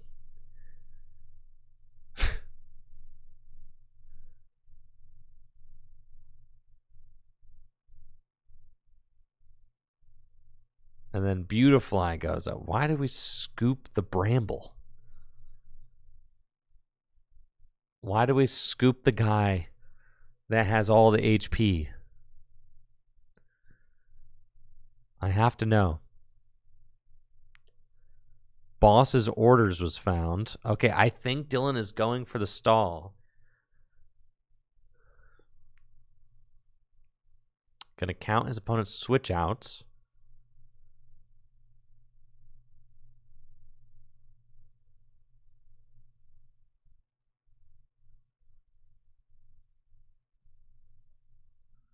Wait, is Boss's Orders being played or no?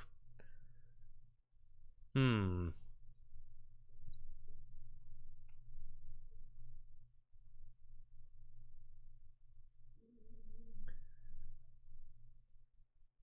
what's happening with the boss?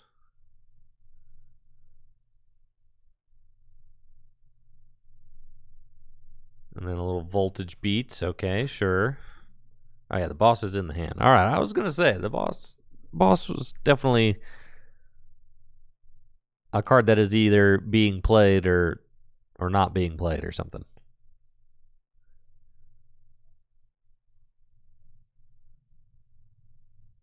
Okay, so we've got Boss's Orders. Potentially. How does that Beautifly have free retreat? Does it have free retreat? Does Beautifly have free retreat? That card is broken. Really?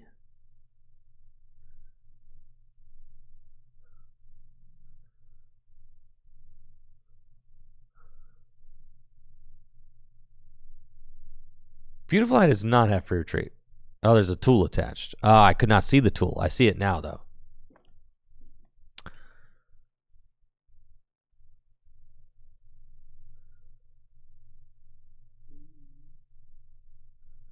Oh, yes. Energy. Right, because all the...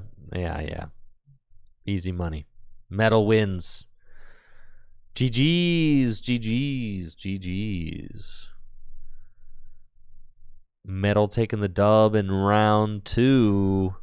19 players in the house tonight, competing for a badge to put on the badge board. I heard that there was an update to the badge board that had been made.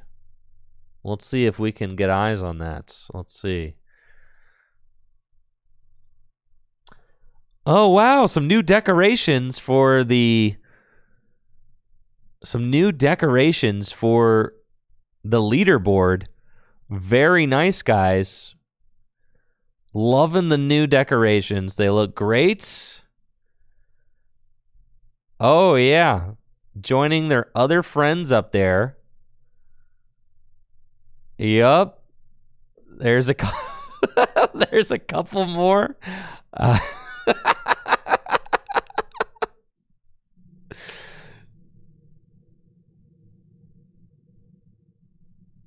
And yet another still.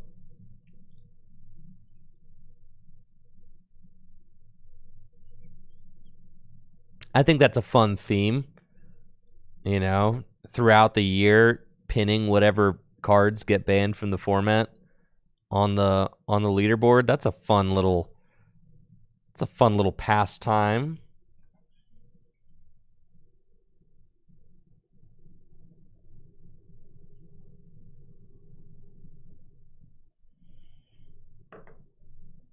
Apparently, Ben Morse is 2-0 with colorless tonight. Natalie says that he's got plot armor.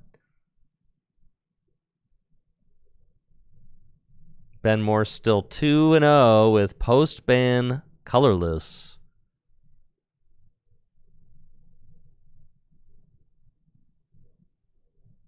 Thank you, Grizzly Adams. Grizzly Thadams. For that gifted sub. Appreciate you, Grizzly. Thank you. Yes, colorless still very alive and well.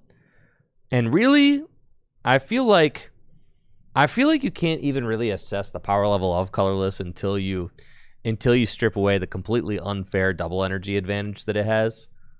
So now that colorless is kind of playing on a similar level as everybody else as far as like the energy is concerned, now we can finally see like where the power level of the deck lies, now that it's kind of like playing by the rules, I would say. With the double energies, colorless is just not playing by the rules at all. It's got all these like double cards that it can play that are basically all the same card.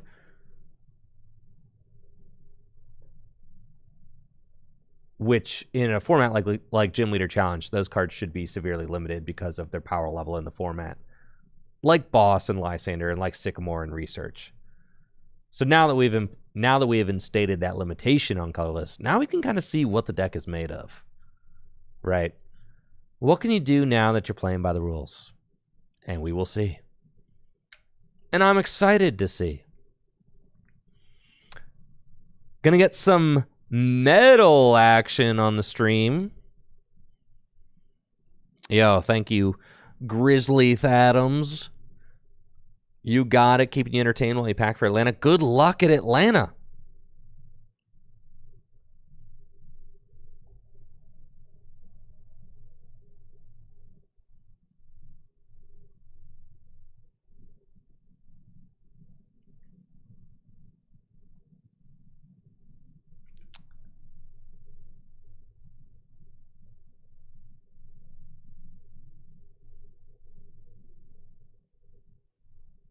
Yo, Grizzly, that's Thad. Yo, what's up, Thad?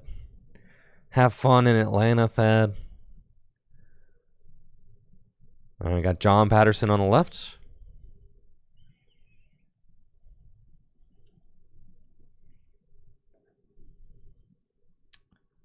Versus Ethan Angelini.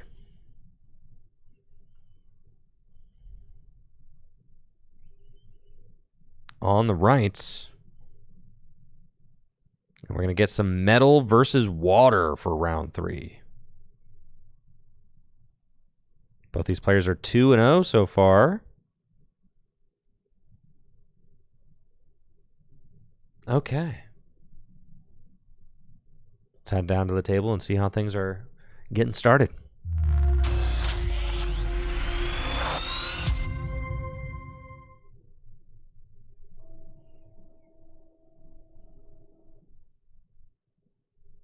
And John Patterson probably playing his Seismitoad Palafin water deck. That's my guess. He likes this deck a lot. He's been playing it for the last handful of weeks. And this round is underway. John's going to go first, it looks like. He's got an Ultra Ball in his hand. Frostlass 2.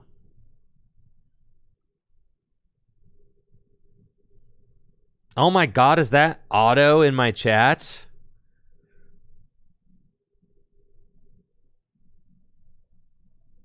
Otto, what's up? Wrong Otto? Findlay, Ohio Otto? Dang it. I was going to say, there's no way that's Athavan.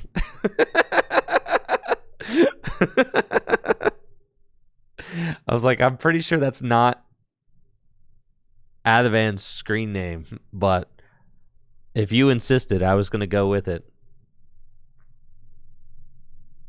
Sorry, last Porg. You could be the right Otto tonight. Alex just knew I was thinking of the wrong Otto.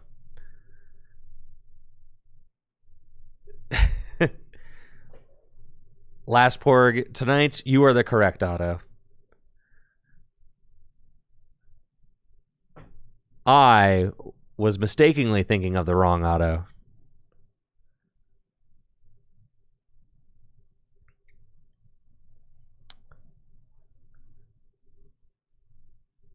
So John has got Ultra Ball. Gonna grab Snow Runt, discarding the Enhanced Hammer and a Water Energy.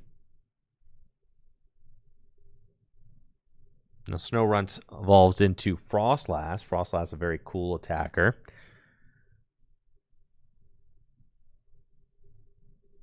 It's got the Spiteful Sigh attack, which for 1 water energy allows you to put up to 7 damage counters onto Frostlass. The attack does 20 damage times the amount of damage counters you placed.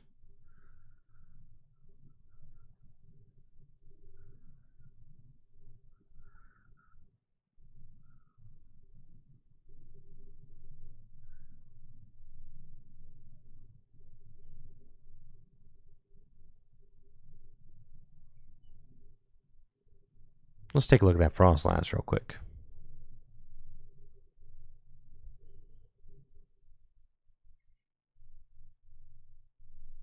Frostlass from Unified Minds. I think it's a really cool attacker.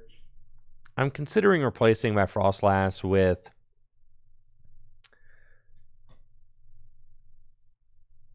Misty's Starmie, which comes out in our Destined Rivals set. Misty Starmie is a really cool attacker. Does 140 for 1. When you the turn you evolve it into play, it does 140 for 1.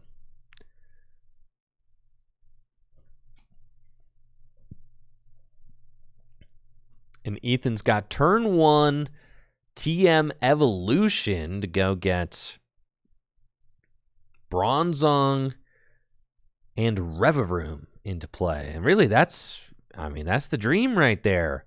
Jirachi in the active, Bronzong, Revavroom on the bench. What more do you want? That's it. That's the dream.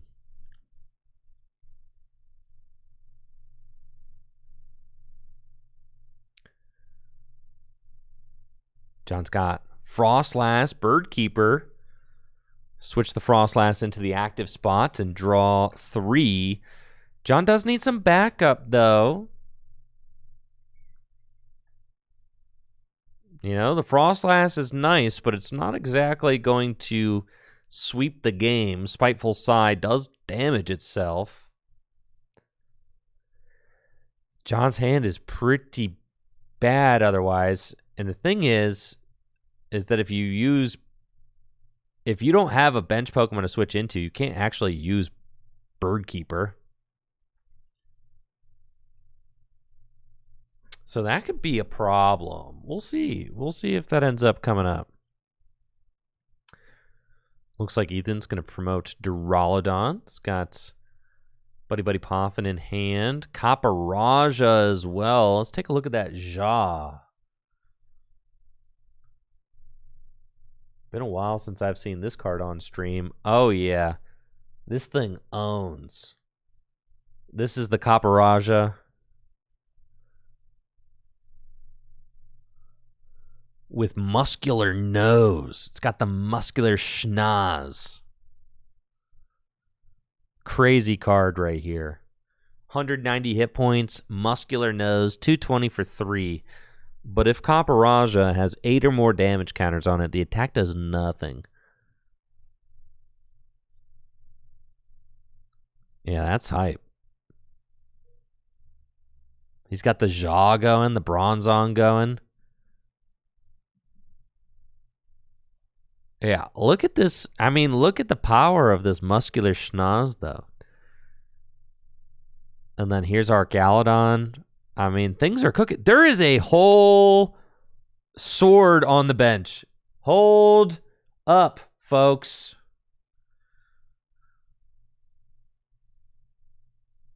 There is a sword. I don't even know what Aegislash does. Which Aegislash are we even talking about over here? I guess we'll just have to wait and see. It's got to be the one that makes the big shield one. That makes it so your Pokemon all take 30 less damage. Now, if you chatters in the chat think that I'm mispronouncing Aegislash when I say Aegislash, I have some bad news for you. That is exactly how Aegislash's name is pronounced. I know that because I have a TV show with the Pokemon Company, and I had to learn all this crap. You cannot just say Aegislash. You have to say Aegislash. You actually have to say all the Pokemon's names correctly. It's just part of the deal. So, yes, when you work with Pokemon in an official capacity, you got to say all the names correct. That's also where I learned that Ampharos is pronounced Ampharos, not Ampharos. My whole life, I thought it was Ampharos. But it's actually Ampharos. The more you know. It's also why I have to say Zacian. It's because it's Zacian V. Zacian EX. Can't just say Zacian.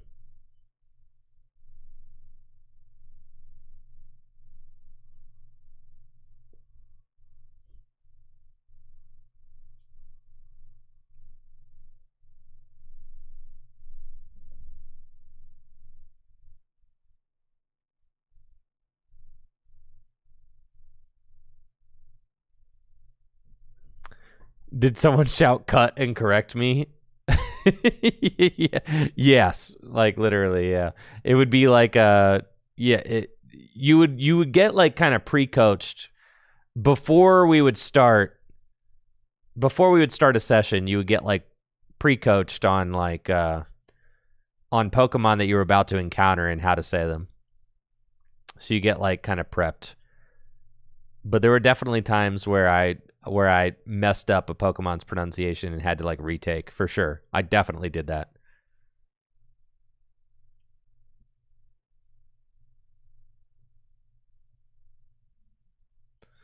How do you say Rayquaza? It's Rayquaza. I know. I don't like it. It's Rayquaza. How do you say Arceus? It's Arceus. It's not Arceus. It's Arceus. Yeah. That is Arceus. It's Arceus. It's Rayquaza. Yep. All right, John going in for another with the Frostlass. That's kind of spicy.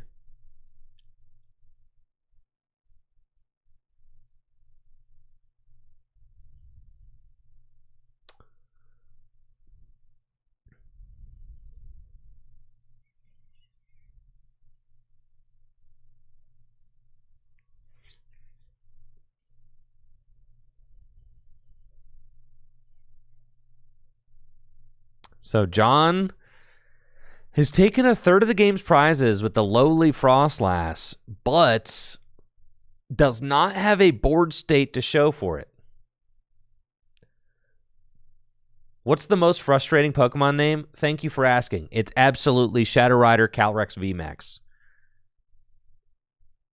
Because it's like Calyrex. Like there's like a little roll or pause in the middle. It's like Calyrex or something, like Calyrex, something like that.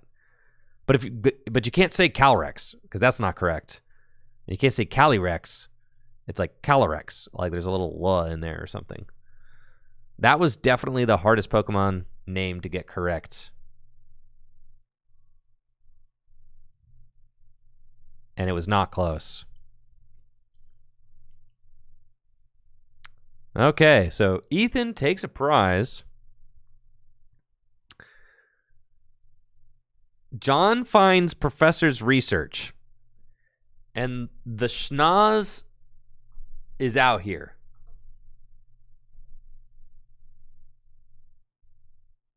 Well, the schnoz is schnozzing. Look at this beast.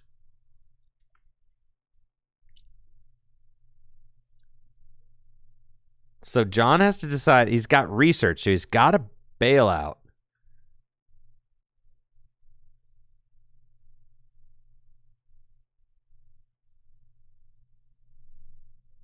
Yes, Kami Mothman in the Twitch chat. The battle was between both Calyrex. I know.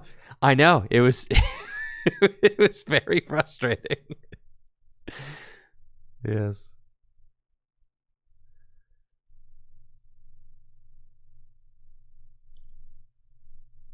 Does John just have to research this whole hand? Yep. Professor's research. Discard it all and draw 7.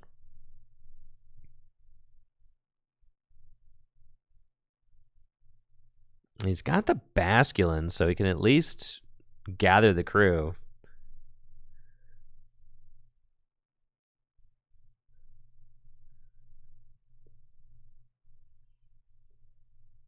And Sobble down 2. We've got a dive ball, but he's also got like rare candy dive ball. So do you really want to use the dive ball now, or do you want to save it? Could potentially retreat into Basculin. I like this play. Retreat into Basculin, gather the crew. Listen, Ethan's got a very strong board. John's got to play catch up now, so gather the crew. Going to help John to fight back and establish a board of his own.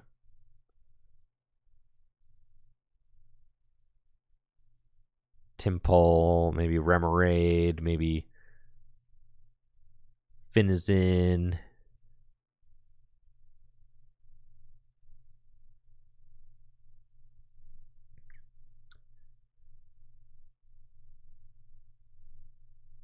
Timpole? I like Timpole. You got the rare candy dive ball in hand, so you might as well, right? Hey, grab the Timpole.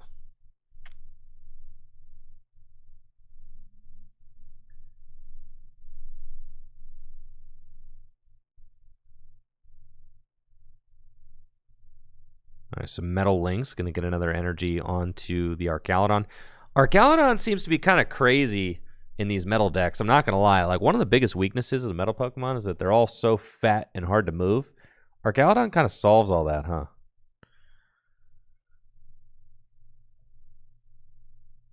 Yeah, Archaludon's got the Metal Bridge ability, which makes it so that all of your Pokemon with Metal Energy attached have no retreat cost.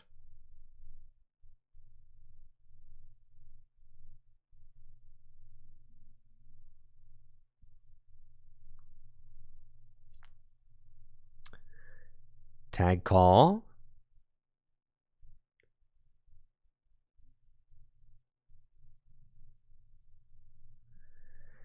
Oh, how do you pronounce Raikou? It's Raikou. Raikou. It's Raikou. That's what it is. It's Raikou, I think. Yeah. I have always said Raikou. It's like Raikou or something. Yeah, it's either Raikou or Raikou. It's not Raikou, which is what I grew up saying. It's either Raikou or Raikou. One of those.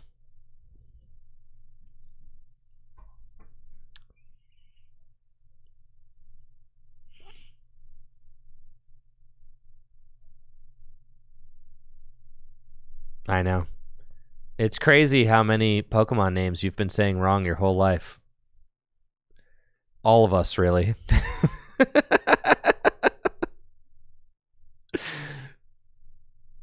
Oh no, Archaludon, why are you so freaking big, dude? This is terrible for my overlay. Could you please control yourself? All right, I don't know why that scan is bigger than the rest, but it is, so. I don't know, I'm downloading all the images from the same website, so you would think that they were all the same size, but it's just not the case. Unfortunately. That's okay.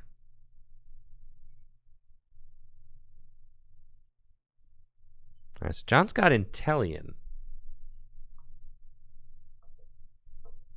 Gonna use that Shady Dealings. I don't actually know how to say Archaludon official. I'm just guessing that it's Archaludon, since Archaludon seems kind of silly. I guess it's like an arch, like but it's also like an arc. So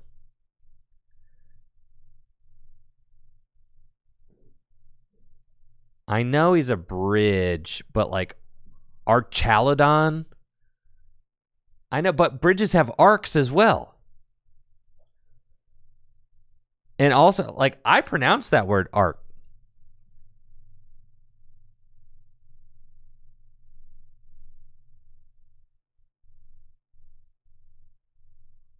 Like an arc, like yeah, that's I would even pronounce the word arch, I think.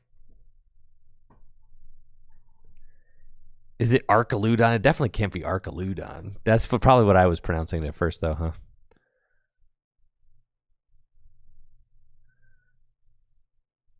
I guess I'm thinking like an archway. I would say an archway, I guess. Not an arcway.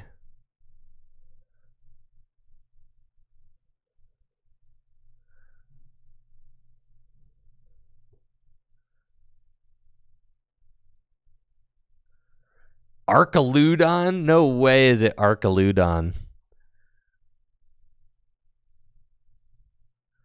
It is Duraludon, right? So I guess Duraludon, Archaludon.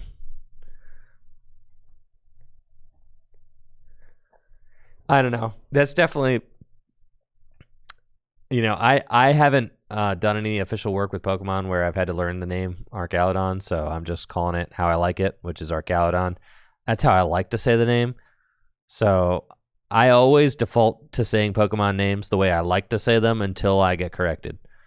But once I get corrected by the Pokemon company, then I try to just stay on track and say it correctly, because I will, you know, it's just practice makes perfect, right? Like, it's just easy.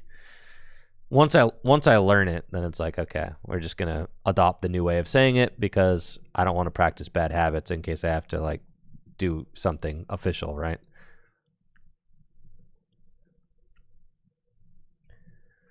All right, here's Basculegion. 120 damage and confusion. I know, I'm not updating the overlay. This is a mess. I'm sorry, guys. Okay, we're at 4-4 prizes. And I really, it all went off base when I was trying to get the Archaludon scan onto the overlay, but it's way too freaking big for some reason. See? Why are you so big, bro?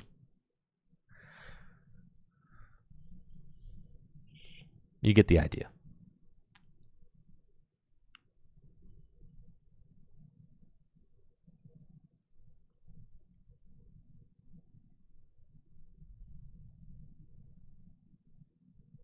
All right, so Ethan's got Guzma and Hala this turn.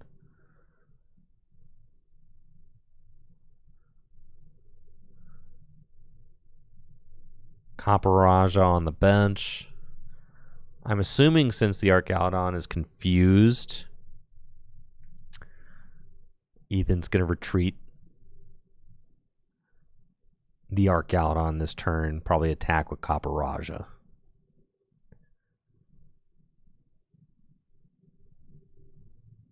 And I'm not going to lie, this metal deck's kind of cooking right now.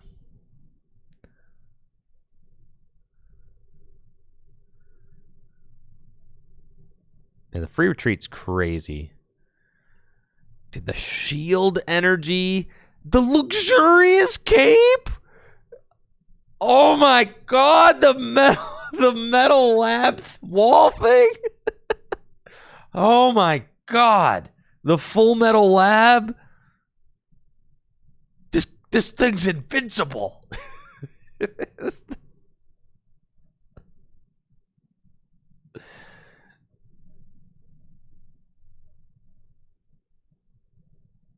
Yeah, this Caparajah is taking 40 less damage from attacks.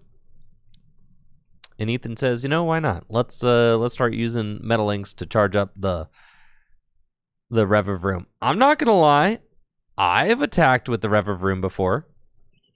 90 damage, flip a coin if heads, 90 more. I mean, half the time it's 180 damage.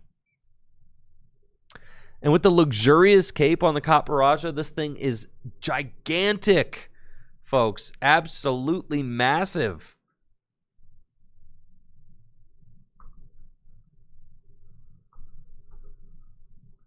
Absolutely massive. It's taking 40 less damage from attacks. It's got 100 more HP.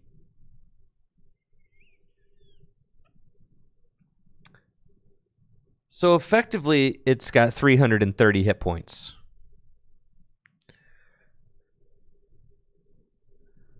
Yeah, and there's a Archaludon on the bench backing it up.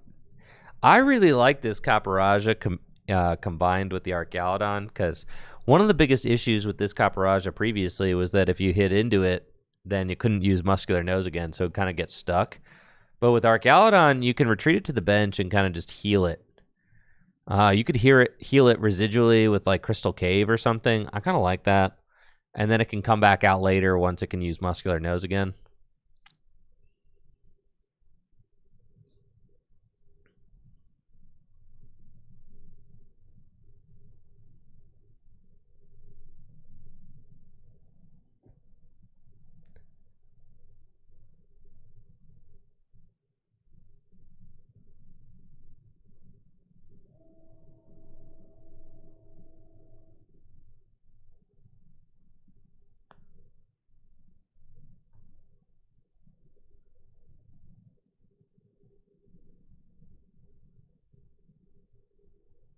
All right, we've got ourselves a Palatoad on the bench.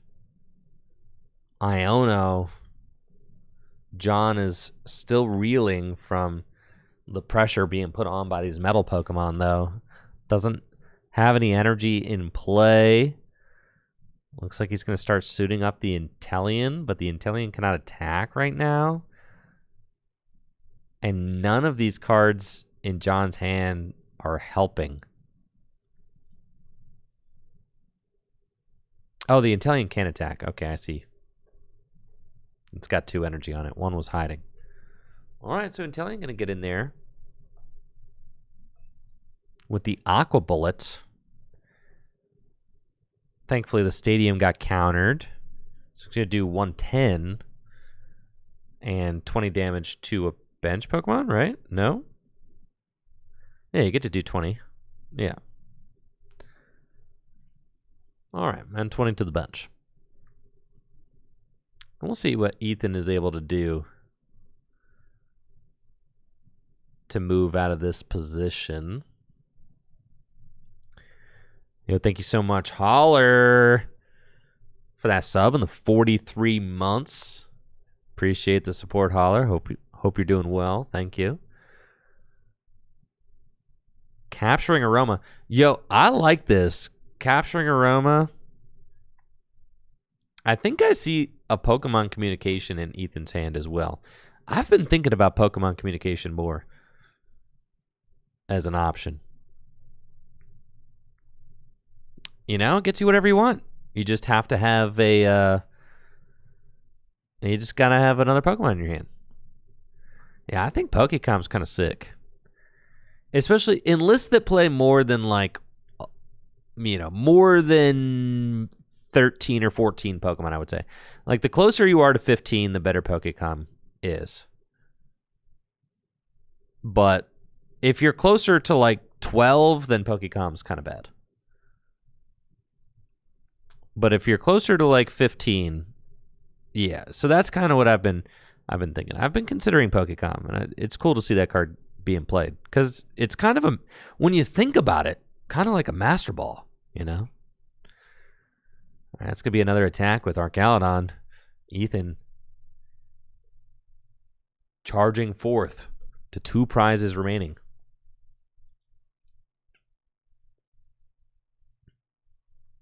And now John still has been unable to take a prize card except for those first 2 they took with the Frostlass. I wonder if this Archaludon is also too big. Let's see.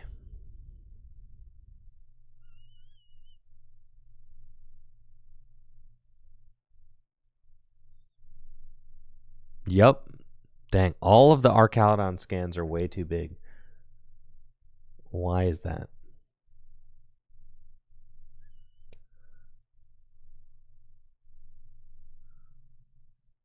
I wish all the scans on this website were the same size. That would make my life so easy. I have found an Archaludon that works. Here we are. There he is, folks. Beautiful. Yeah, Ethan looks to be running away with this one. Cynthia and Caitlin. Oh, yeah, with all these Pokemon that Ethan's got in his deck, I'm thinking Pokécom is a good choice. For sure, for sure. I'm realizing I'm going to need to go in and program a lot more cards into my overlay switcher for next week.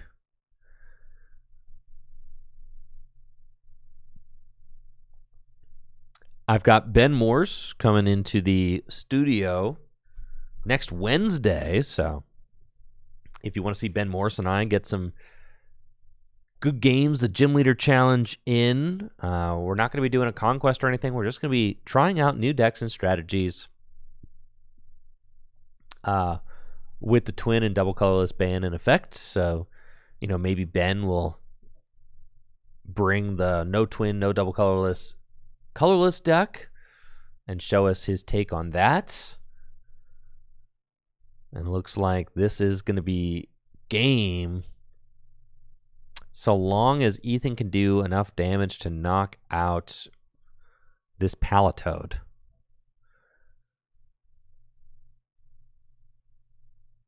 But can't attack back-to-back turns with Iron Blaster.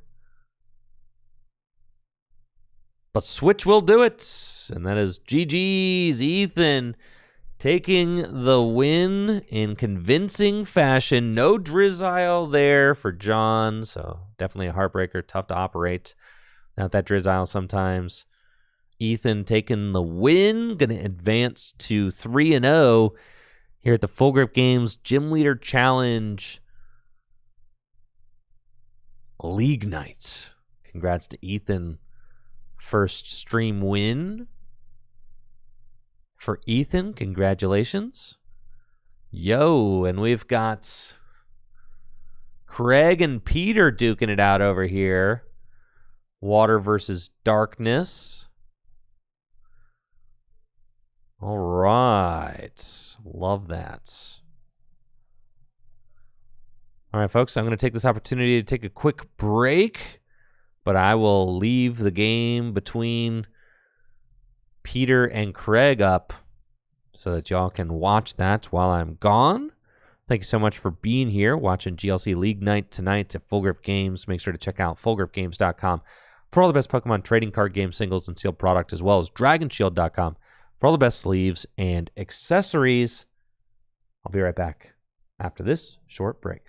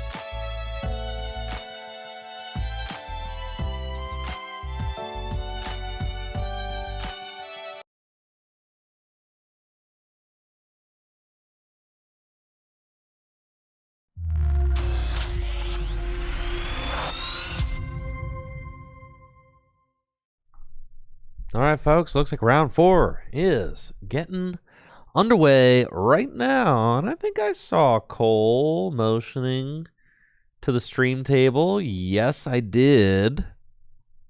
So it looks like we're going to be featuring Cole Stellato with his spread deck again. And, we have got a real treat, folks. Cole Stellato versus Benjamin Morse. Round 4, Spread Lightning versus Colorless with no twin or double colorless energy. Let's get after it. Oh, I'm so excited to see how this one's going to turn out. Both these players top 8'd the Full Grip Games Gym Leader Challenge 1K. Cole finished in the top 8. Ben won the whole thing with colorless. And since the 1K, an update to the format has occurred. There is no longer twin or double colorless energy allowed for play in Gym Leader Challenge format because they are very similar to double turbo energy and allow for colorless decks to have too much of an advantage by accelerating energy without actually having to accelerate energy. They just can attach 3 double energies per game and not actually have to play any of the energy acceleration cards that other decks have to rely on. So now the format has been limited to just one single double energy, double turbo energy. The most recent print of the double energy is the one that is legal for play. The other 2 are being banned from the format on April 24th. But here in Akron, Ohio, at Full Grip Games, we are playing with the ban in effect early so that players can show off their strategies in a new and healthier format. So, very excited about that. It looks like Ben has a mulligan. Oh, let's see how this goes. I told Ben he better not win with colorless tonight.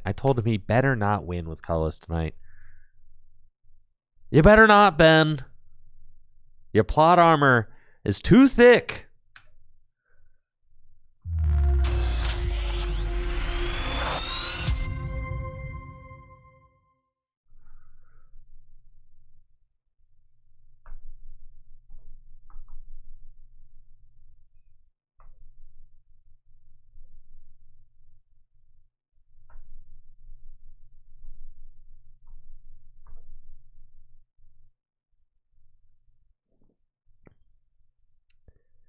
Now Ben's got a pair of mulligans so far.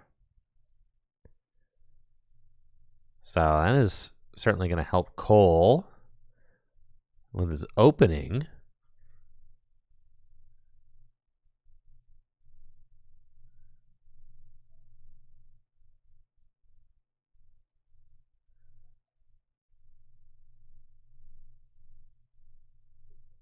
And it looks like Ben finally does have a basic. He's got maybe Bibarel and Bidoof in the hand and a Minccino.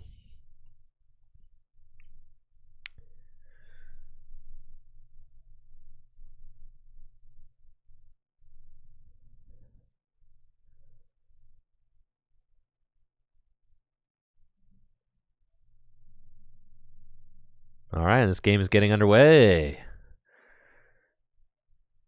Lone Dynamo, Cole, if you get donked with a lone Dynamo active, I'm going to be so angry. All right, cool. Cole, Hisuian Heavy Ball, Blitzel.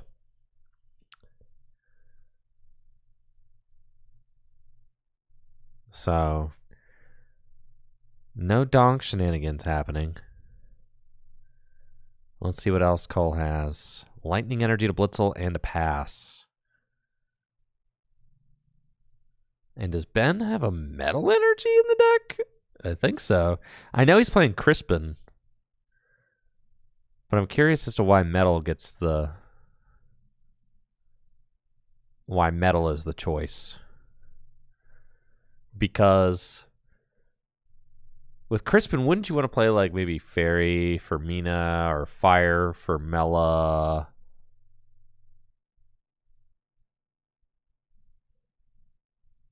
Maybe you can use the metal energy so you can use other people's.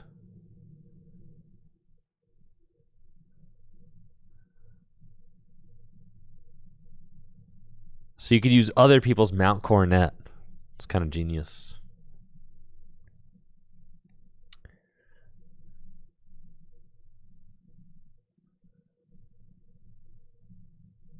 So Ben's going to quick ball and discard Bibarel.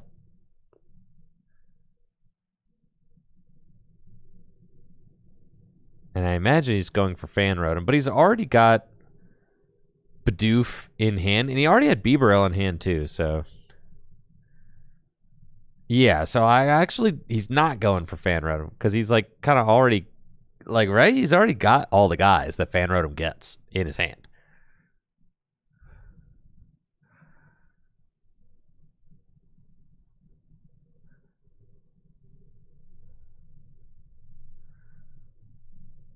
All right, so Fang Call.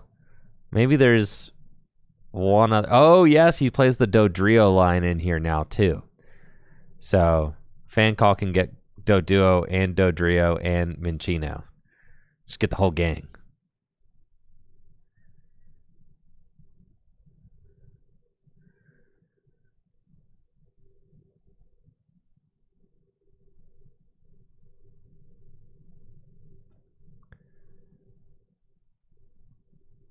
And there we are.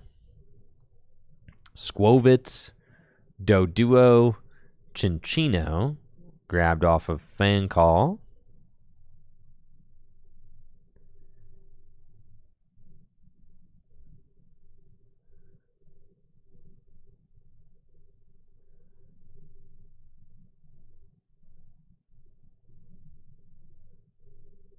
And then let's see what else he's got. Bidoof.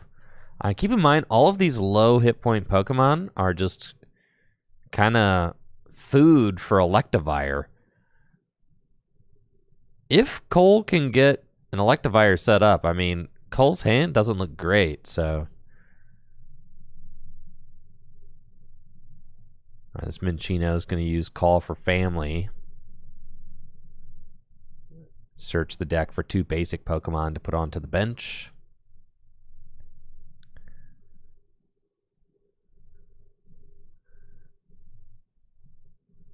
It looks like just going to grab Snorlax. We'll see what Cole finds off the top. It's a Nest Ball. Zapdos got an easy KO here lined up, though. So really a good situation for Cole to be in. Zapdos with a Thunderous Assault. Dynamo has free retreat.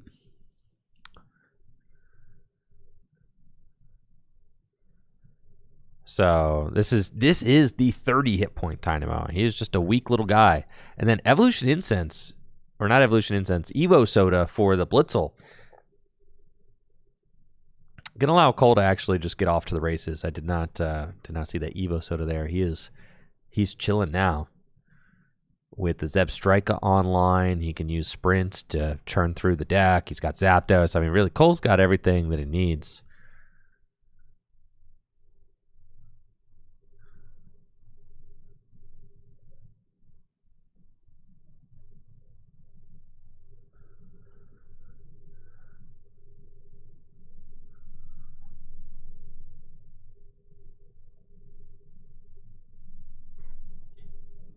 And sometimes Zebstrika even uses Headbolt.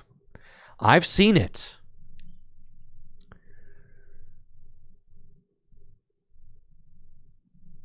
Oh, and Cole has an Iono in hand too, actually. He's just kind of trying to decide where to put this Muscle Band first. And I think putting it on the Electabuzz is totally fine. Iono, both players going to put their hands on the bottom of the deck, and Cole's going to get 6. Ben's going to get 6.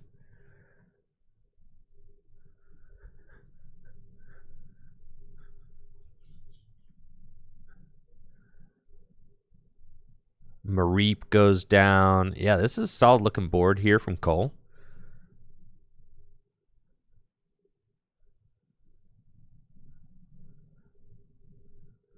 Battle VIP pass in the hand, but Cole choosing not to discard the Battle VIP pass with the quick ball, instead choosing to discard a lightning energy just to get that lightning energy in the discard pile. Obviously, the lightning deck prefers energy to be in the discard pile for the Dynamotor ability,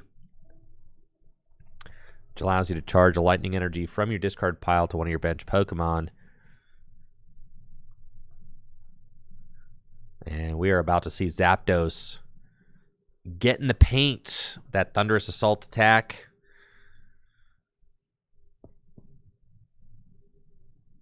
Yeah, Cole's got a great start.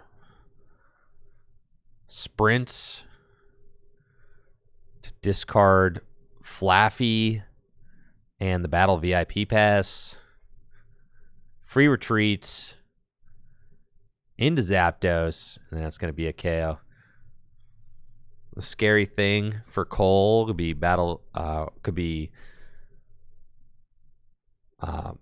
Parallel City. Would be pretty tough to deal with. If Ben is able to find a parallel this turn, could limit Cole's bench to just 3. Lightning is a deck that really likes to go wide.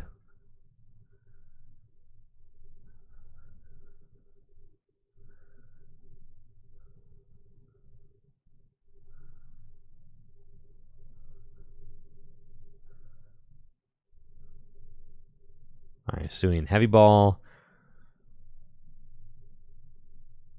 Max Elixir. All right, Ben's got the Max Elixir in the deck. Oh, heck yeah, dude. Oh, baby. Swing and a miss. And Crispin can get an extra energy into play. Max Elixir would have been a fun way to cheat an extra energy into play. You get to look at the top 6 cards of your deck and choose a basic energy find there. Attach it to one of your bench Pokemon. Your bench basic Pokemon.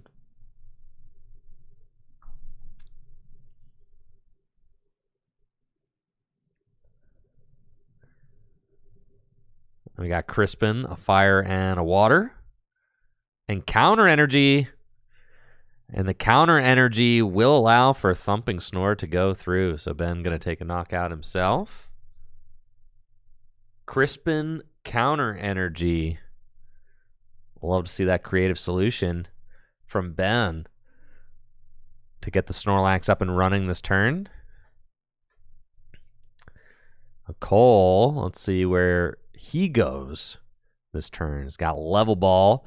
Doesn't have to contend with a Parallel City or anything like that.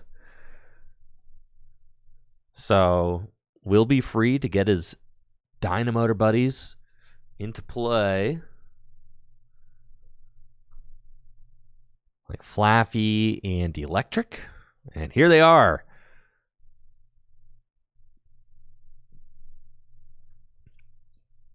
And then teammates. And friends, I think we're going to see... it's either going to be a Regieleki or a Electivire swing this turn.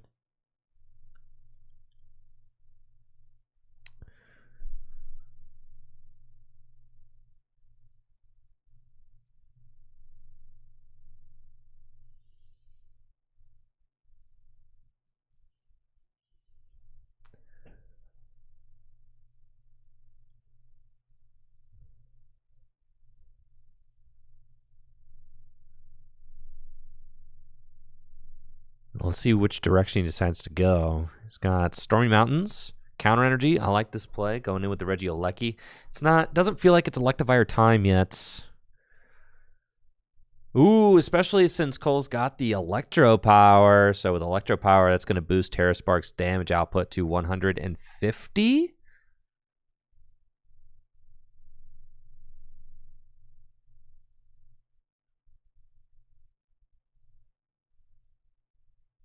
And Cole is just perfectly set up. Sprint for 4. Double Dynamotor. I mean, this is just the dream. And since the counter energy is actually not activated on Regieleki, the counter energy doesn't get discarded with the Terra Spark.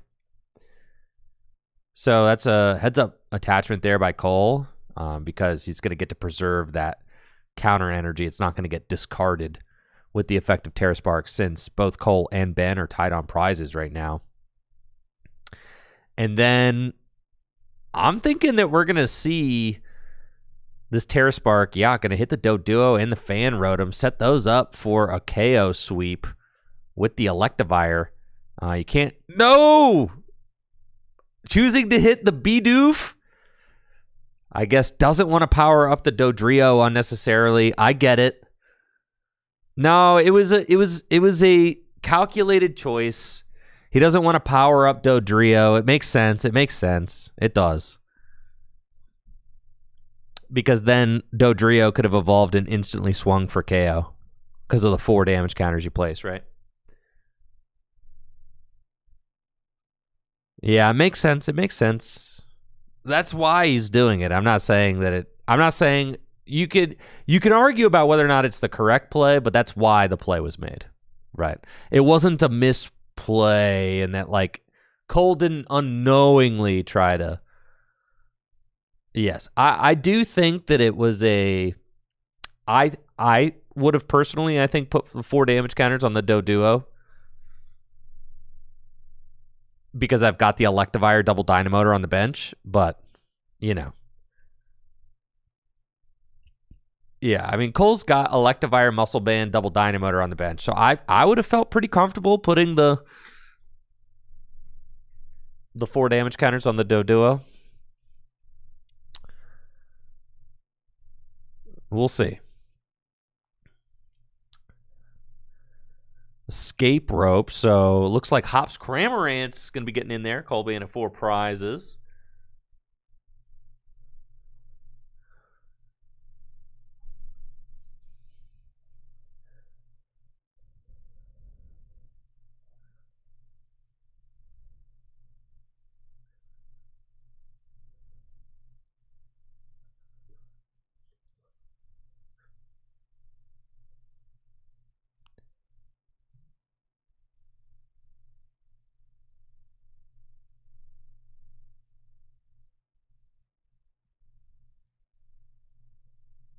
Then Rescue Stretcher. Ben is going to get that Snorlax right on back.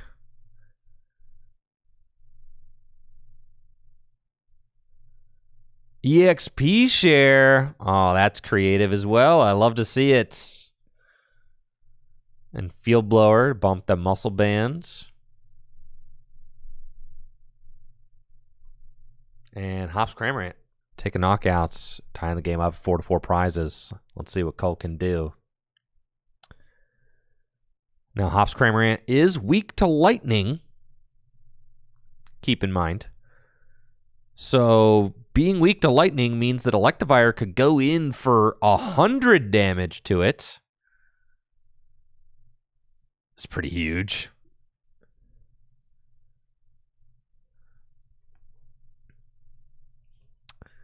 Morpeko getting searched out.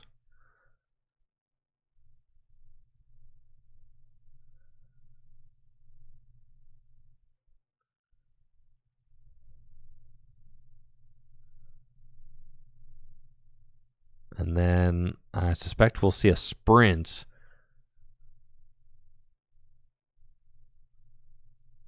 Sprinting away research. Oh, no, playing the research. I was going to say sprinting away research is a terrible idea.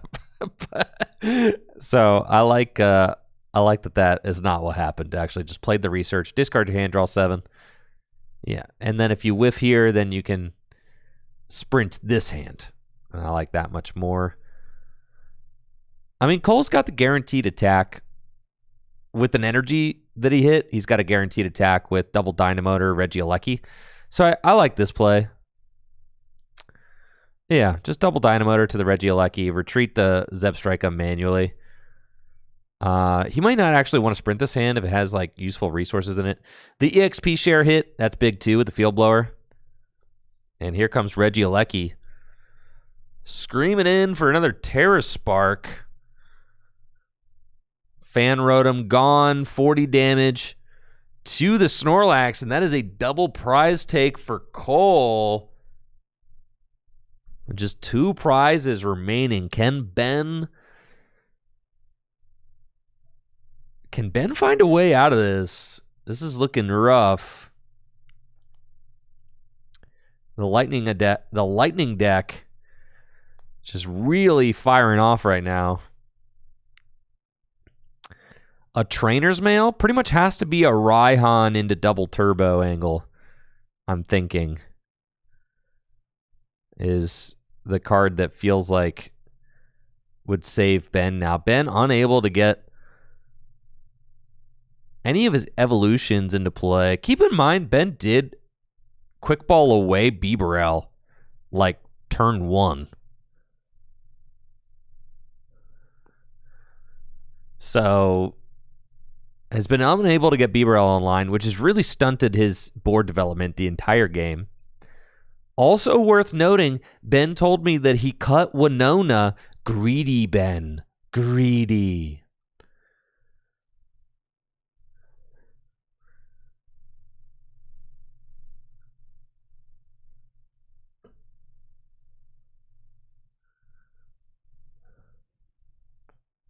I do love the Winona and colorless decks myself. Just really nice card to set up, even just to get your basics or to go get your evolutions, get your Bibarel. Great opener turn 1. Can get Oranguru and Squovit. He definitely had a plan to get the Bibarel back before the Iono. However, anytime you like quick ball away a Pokemon and say like, oh, I've got Rescue Stretcher in hand, that's so dangerous because you could always just get that Rescue Stretcher put to the bottom of the deck and then you never see it again. So like sometimes it's better just to quick ball away the Rescue Stretcher and save the, you know what I mean? Like sometimes it's better just to just quick ball.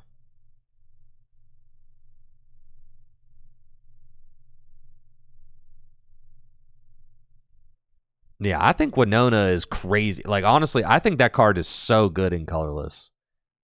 Any type that, like, imagine if Water had that, search 3 Pokemon. You would play that. you would. If Water had that card, you would play it without even thinking. Yeah.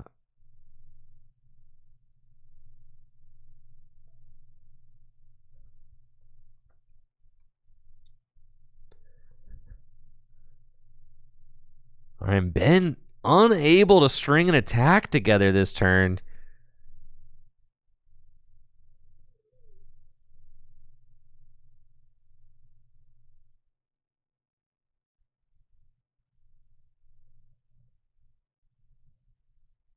And Cole's got escape rope to move this Regieleki out of the active spots. Ben promotes a Oranguru. And here we go with the Electivire.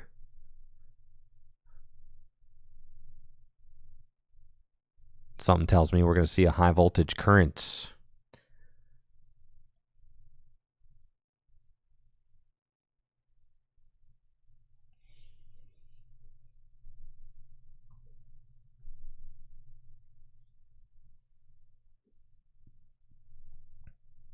Palpad first. That is looking quite solid.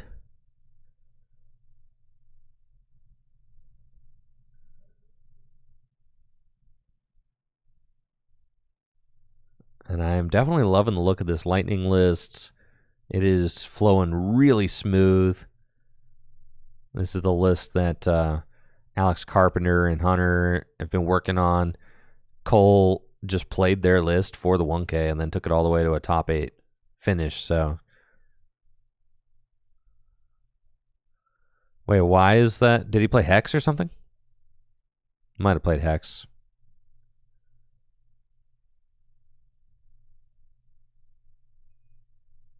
Hex, then Palpatted it back in. Got it. Yeah, that's going to be GG's, I think. That is quite good. Hex Maniac, high voltage current, 50 damage to everything.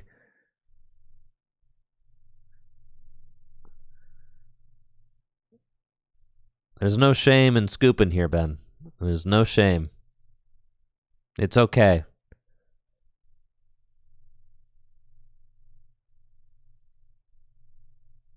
Guzma. Gonna bring up. Oh, U-turn board to the Doduo. Powerful colorless energy. Retreat back into Snorlax. Pass. And what does Cole have? Can he move the Flaffy?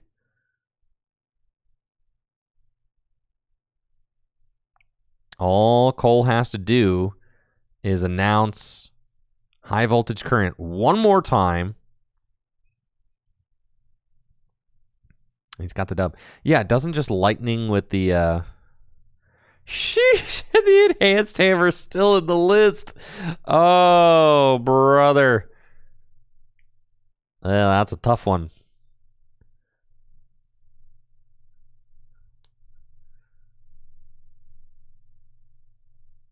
U-turn board, lightning.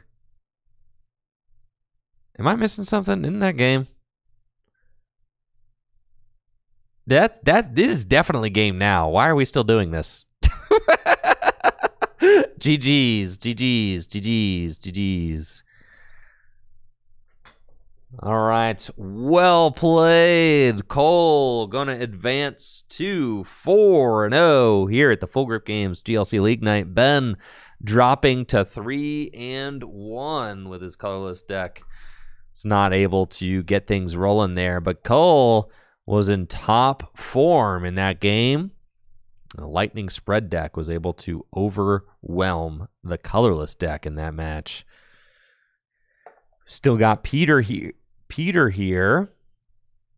with his Darkness deck. We got to see him play on stream earlier. We've also got a Dragon deck over here. Yo, shout out to all the dragons.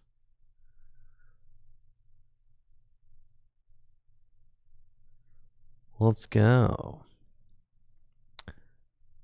What do we got going on over here? What kind of deck you got? More dragons. Oh yeah, look at that.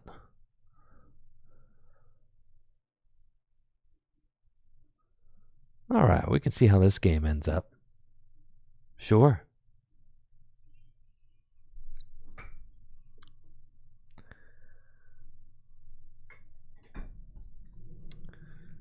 Looks like Peter's using a teammates. Trying to figure out how to close this game out. Dragon player only has 2 prizes remaining. I finally picked up the correct Sneasel today. I'm working on getting all of my Gym Leader Challenge decks like fixed up.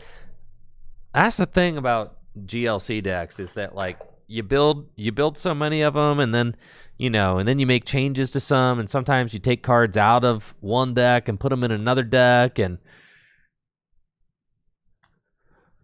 then your lists get all jacked up. I don't know if any of you guys are like me. That's that's what ends up happening to all my lists. So all my lists end up being like 50 cards and 10 empty sleeves, and then I have to go through and I have to fix all of them. And it's inevitably because I'm short on cards like Town Map or U-turn board or like stuff like that. Yo, Keaton over on YouTube asks, am I going to be doing any more expanded monotype battles like the All-Star Challenge I did with Jesse for the Lightning one? Actually, Keaton, I am working on editing that up right now.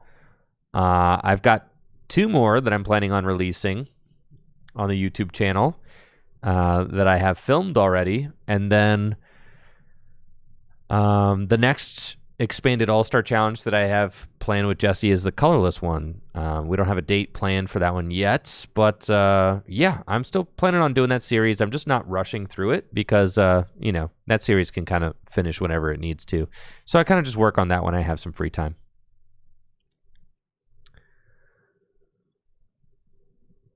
Yo, all right. It looks like Peter right here at the very nitty-gritty end of this game with 1 prize remaining to 2 prizes. Yeah, the video I'm editing up right now, Keaton, is a fighting mono-type challenge, expanded challenge, which Jesse and I did. And then I've got a grass one that I'm editing as well. And then colorless will be the next one we do. And Keaton, if you like those expanded challenges, you might also like the fun battles that I've been doing on the Tricky Hideout YouTube channel, which is my YouTube channel where I upload more like kind of off the wall Pokemon TCG challenges. So I just uploaded my 3rd video to that channel last week.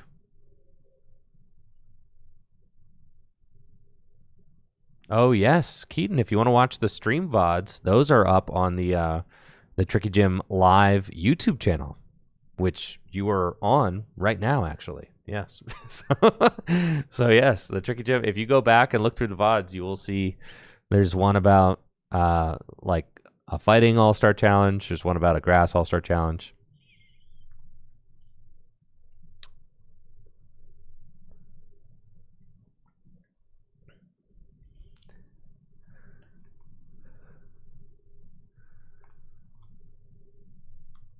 So yeah, I'm working on updating all my Gym Leader Challenge decks right now.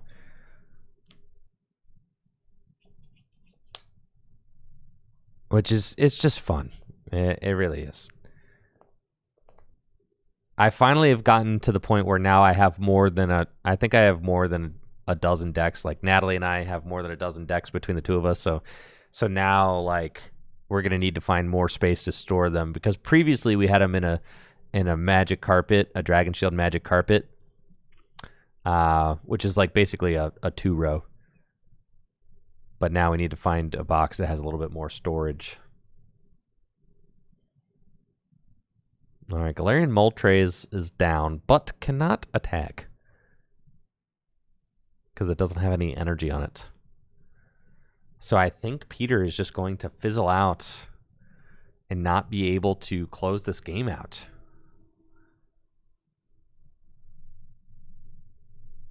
And it's for this reason that Darkness decks should still just play the double turbo energy. You still got to play double turbo.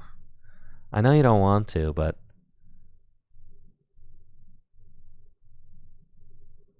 double turbo I think would win right here. I know. People say, oh, stinky double turbo. But imagine, double turbo here wins.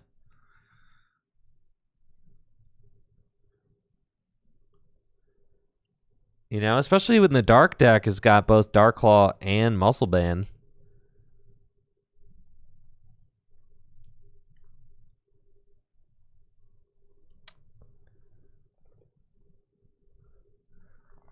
And I think Peter's going to fall just a little bit short to this Dragon deck.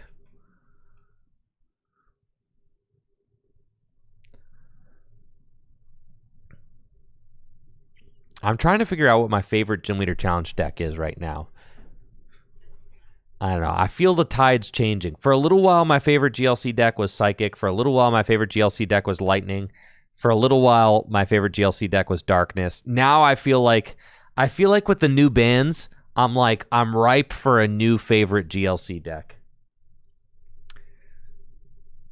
I'm going to be honest with you folks. Nothing has been the same since my Amazing Raikou got banned. I know. You guys think that I'm just a meanie bobini with the ban list, but I'm telling you, Amazing Raikou was my favorite GLC deck. I know. And now I can't even Amazing Shot anymore. Who let this Tricky Gym guy run the format anyway? He doesn't even let me play my favorite cards. But yeah. So I'm on the hunt for a new favorite GLC deck. Amazing Raiku's, the card's just so broken. There's a reason I liked it. It was so toxic. But I'm not going to lie, there were definitely times where I was like winning with Amazing Raikou and I was like, this isn't even fair. I would like Amazing Shot for 4 prizes at a game and I'd be like, this is unsportsmanlike, you know? I definitely had those feelings playing that card. But I just pushed them back, okay? You are standing in the middle of the match. I would like to see what they're playing over there. Oh, yeah. Cole, thank you.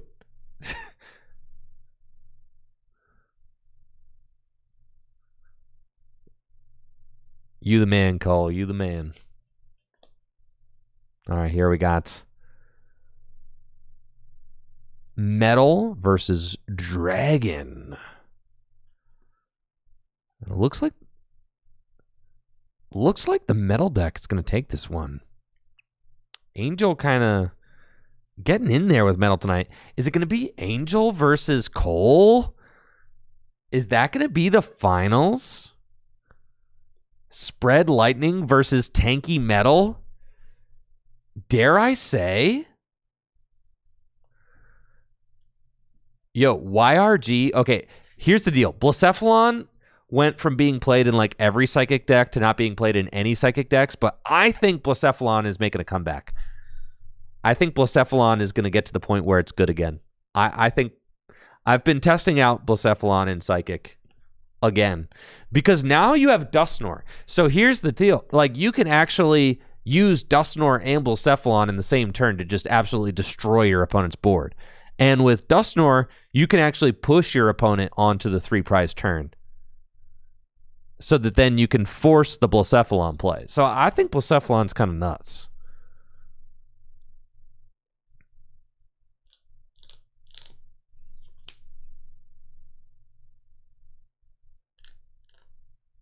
Especially for like knocking out Bibarels and stuff. Metal Core Barrier. Oh, yeah, dude. God, I love Metal Core Barrier. That card is so sick. God. All right, this metal list. This is my favorite deck that's being played tonight. Cole, I'm sorry, bud, but I do hope that Angel destroys you with his metal deck.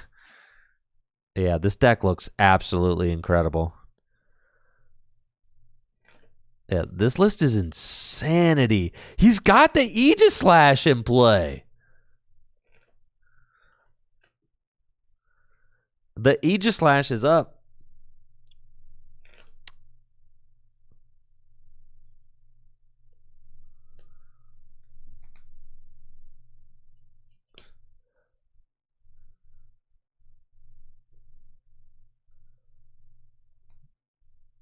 Making it so that all Angel's metal Pokemon take 30 less damage. And then with the Metal Core Barrier, it's even less. Oh my god. This is crazy. Maybe I'll go back to being a metal main. All right, Angel's inspired me.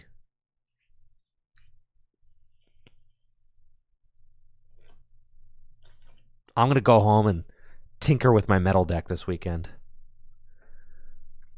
After Angel wins League Night.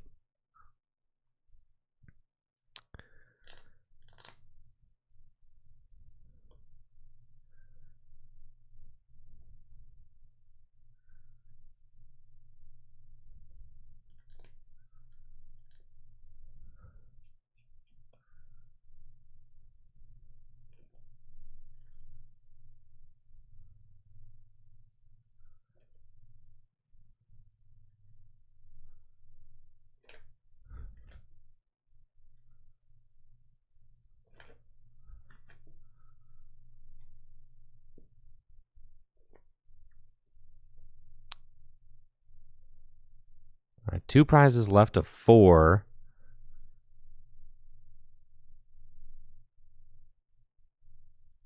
Yeah, I'm going to watch this VOD back frame by frame so I can rebuild Angel's Metal deck.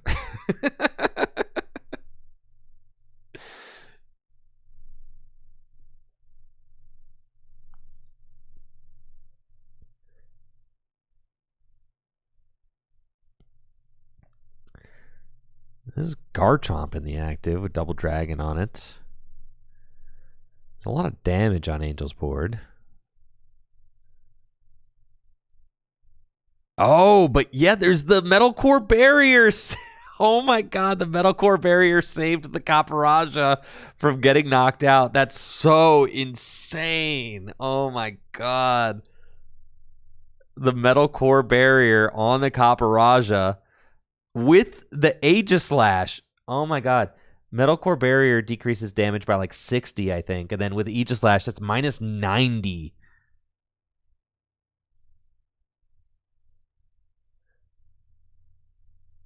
No, Metal Core Barrier is minus 70. I'm trolling. All right, so that's minus 100 damage. No, that's a Aegislash. It decreases damage your Pokemon take by 30. Absolutely crazy.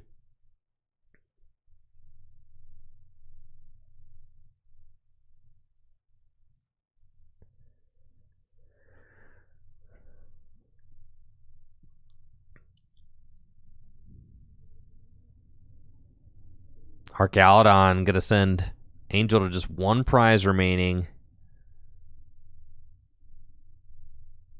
Oh yeah, I'm building this metal deck. This metal deck is beast mode. Beast mode. I can't believe just no, like, and that's it. Angel wins. Your finals, I think, is going to be Angel versus Cole. Metal versus Lightning. Our first post-ban League Night Finals.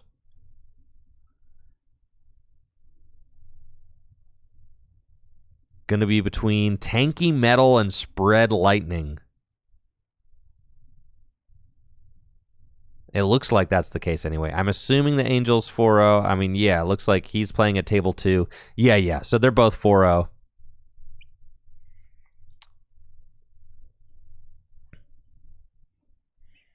Take a look at the badge race. Craig's got 4. Ben Peacock's got 4.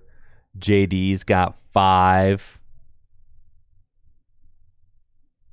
Fran's got 4. Alex Carpenter's got 6. So JD is, this is really a tight race, actually. Very tight race.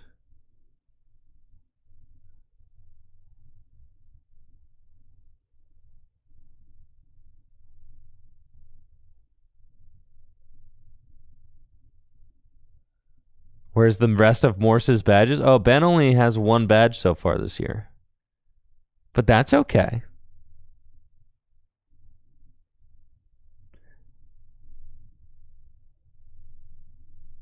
He did win the 1K after all.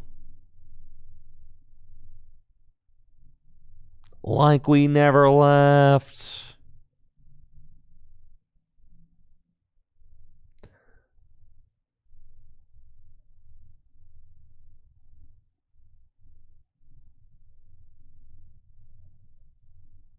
Round 5 is going to be coming up here shortly. That's Full Grip Games. All right, folks, hang tight. We'll be right back with round 5 after this quick break. Thank you for being here.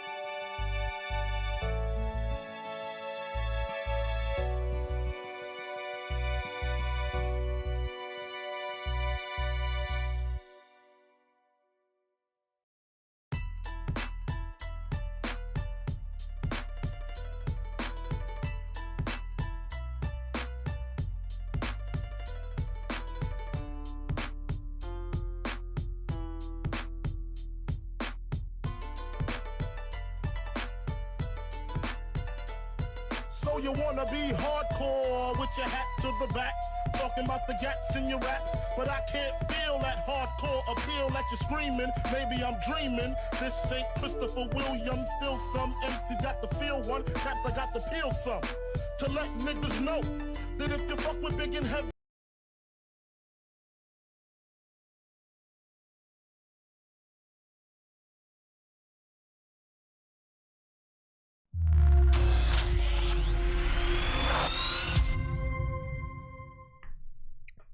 All right, we're back with round number 5 here at GLC League Nights. We have got our finals coming right up with Cole versus Angel. Lightning, not Angel, I called him Angel. His last name's Angelini. Dang it, Ethan Angelini. I knew there was an angel in there somewhere. Ethan, excuse me. Ethan Angelini versus Cole. Yes, Ethan has a really cool metal deck that I have just loved watching tonight. And we're going to see if his tanky metal deck can overtake Cole's spread lightning deck here in our 5th and final round of full grip games. And it looks like round 5 is getting underway right now. So we're going to head over to the table and see what they got in store for us. Let's go.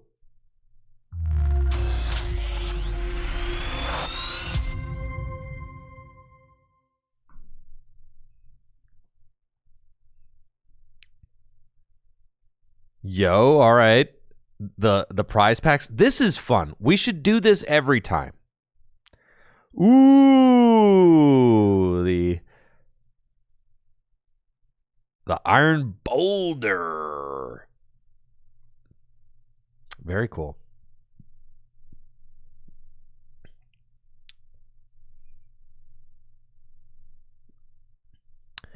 Love Iron Boulder in my psychic decks. Card is busted.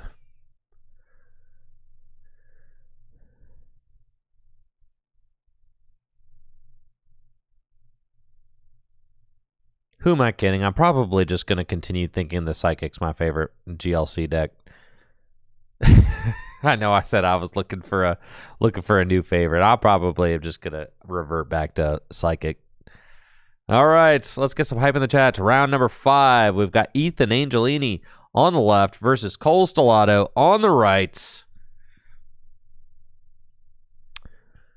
Which one of these players is going to take home the dub tonight? 19 players, 5 rounds for GLC League. And Cole going first, opening with the best one-of card that you could possibly open. Turn 1 going first. Battle VIP Pass. Doesn't get any better than that, folks. That is a very strong opener for Cole. Battle VIP Pass. Going to search out Blitzel and Regieleki. Speed Lightning Energy to the Electabuzz in the active.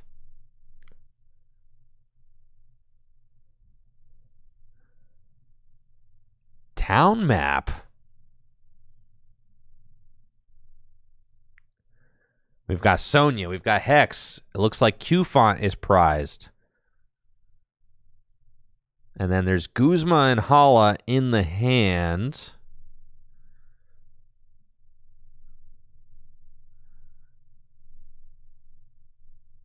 So maybe we'll see a turn 1 TM Evolution, but there aren't any Pokemon on the bench right now. So Guzma and Hala going to discard Muscle Band and Evo Soda. Can get Artisan. I mean, that certainly helps. Can get 1 Pokemon for the bench.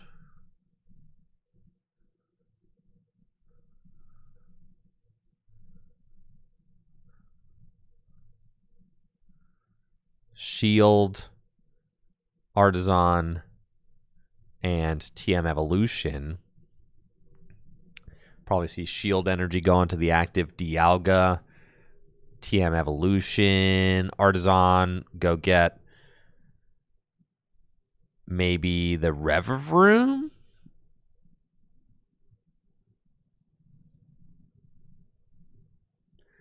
Dang, Ethan's even got room for Peonia in this list? This is wild.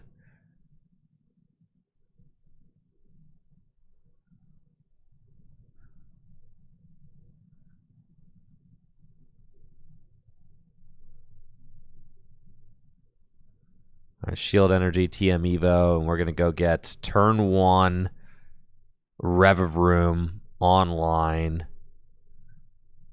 Now it's back to Cole. Revavroom. Kind of changed the whole dynamic of Metal when it got released.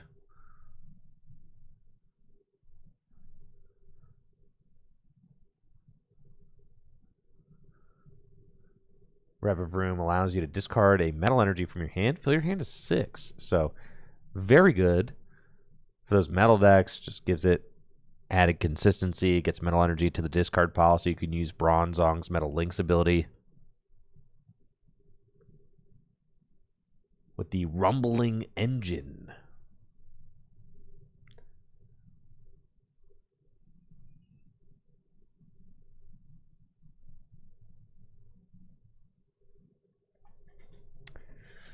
All right, Cole using Green's Exploration. Really cool card that this list plays.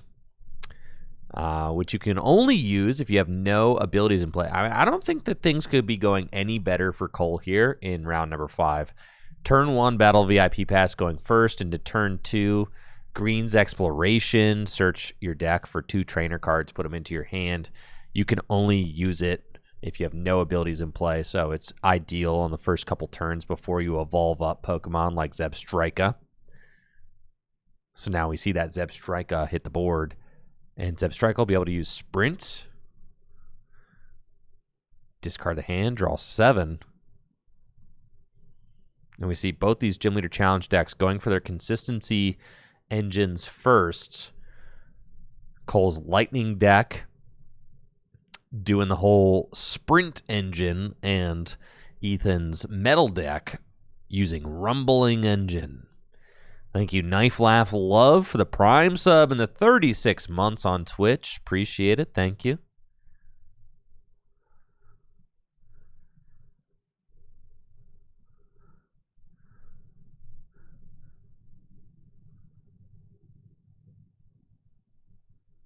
Stormy Mountains to counter the Artisan.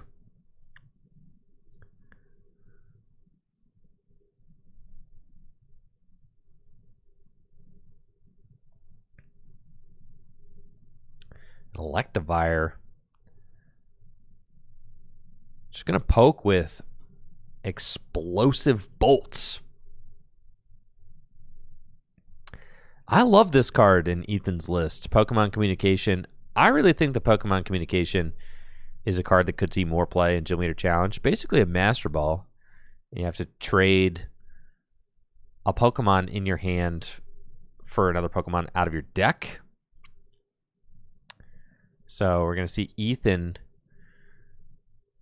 trade the Aegislash for a Bronzor. I do worry for Ethan's board a little bit. This Bronzor has only got 50 hit points. So that is somewhat of a problem. Because Electivire, as we can see here on the overlay, has got the high voltage current attack, which does 50 damage to all Pokemon. So that Bronzor is just going to get eaten up. Unless, I don't know, maybe he's going to slap a metal core barrier attached. I mean, that could do it. He's got the metal core barrier. The metal core barrier is in the deck.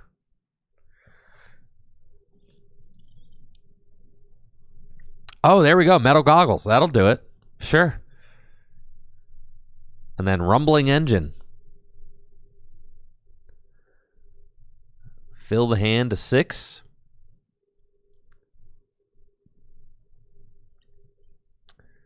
Wow. The Full Metal Lab will also do it Full Metal Lab decreases damage done to your metal Pokemon by 30. I mean, that's kind of vicious. That's crazy.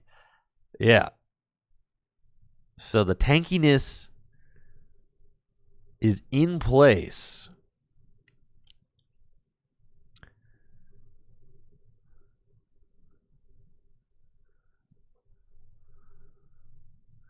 But Ethan doesn't have any real attackers established yet.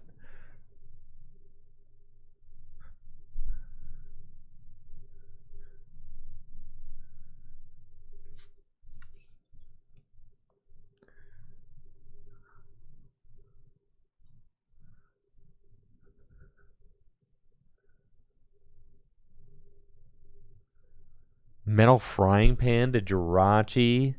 There's a switch. You could switch, sure, into Jirachi. Use Jirachi's ability. Allows you to look at the top 2 cards of the deck. You put 1 into your hand. Finds Marnie. And Zamazenta, it looks like. And you keep the Marnie on top of the deck. You know you're about to get blasted by a high voltage current.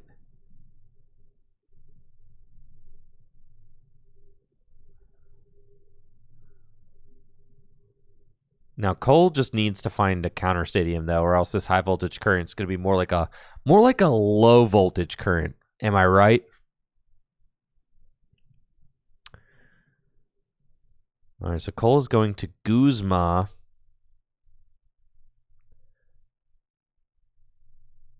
And here's Dynamotor. And then can sprint. Or hold. And it looks like maybe he's choosing to hold. If he likes that final card in his hand.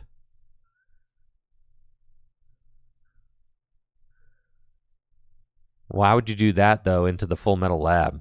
You definitely want to sprint, right? Like, there's no way you're considering holding the Lucamine. He flipped it over. You're playing too much, Cole. You're playing too much. You just literally revealed your hand. You just get a low voltage current? No way. Low voltage current? For 20 and literally nothing to Jirachi? And for 10 damage to Dialga? And nothing to Zamazenta. Like, literally, that did nothing, bro. It literally did nothing.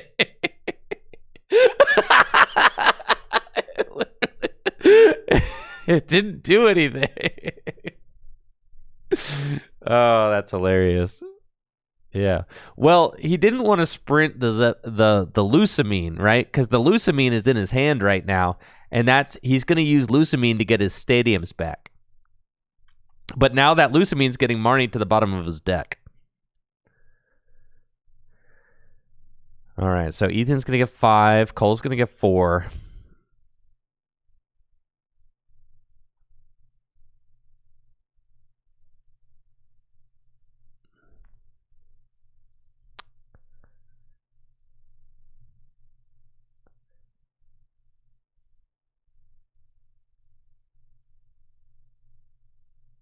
I don't know. If I'm me, I'm probably just going to Lucamine for the stadium right then and there, counter the lab, and then sprint and hope I hit an energy. That's me.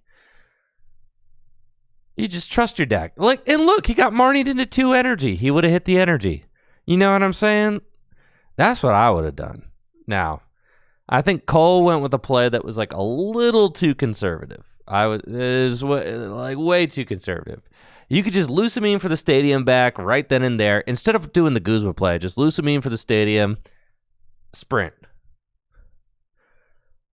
Full send. And then look, Field Blower was the next card too. Crazy.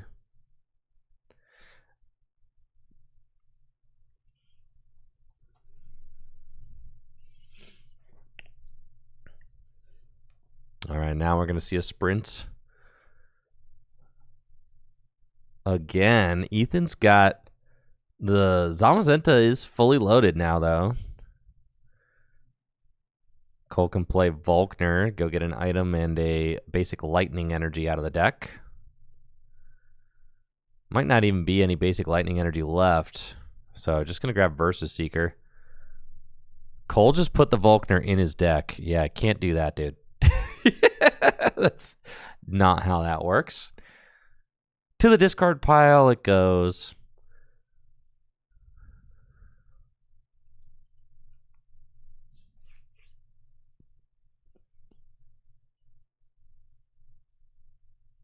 Dynamotor with Electric onto the benched Regieleki.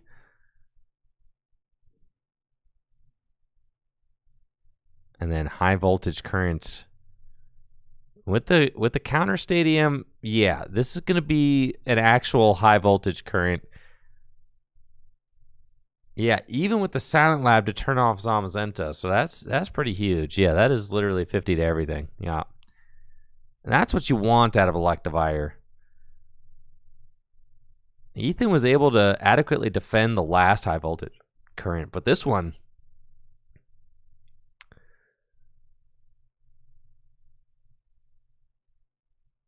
looking like it went through. Yeah, this is a lot to deal with here. And keep in mind, the Zamazenta is not even dealing a boosted damage yet because a knockout has not been taken. However, if Cole can launch another High Voltage Current next turn, that's going to be, what, 1, 2, 3, 4 prizes in a single turn. Kind of messed up. That's a lot of prize cards.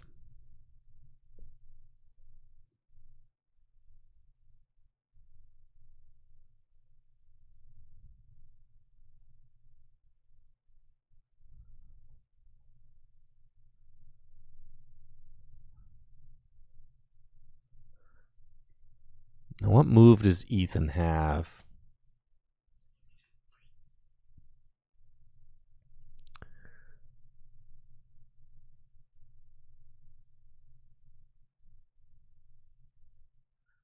I cannot see that hand, the angle that you are holding it.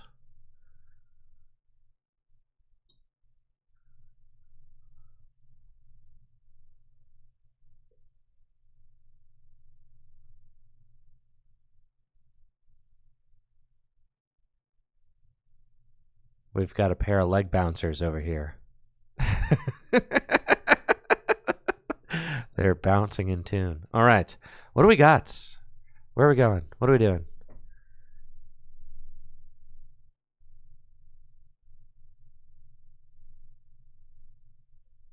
It's going to be an N. All right.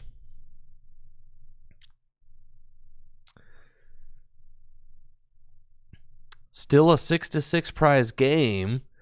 These players both going to get 6 cards, though. We could see that Cole is very close to making this a much different game. I mean, he's got multiple knockouts established with just one more High Voltage Current. So if Ethan doesn't find a way to move this Revivroom, it's going to get pretty ugly.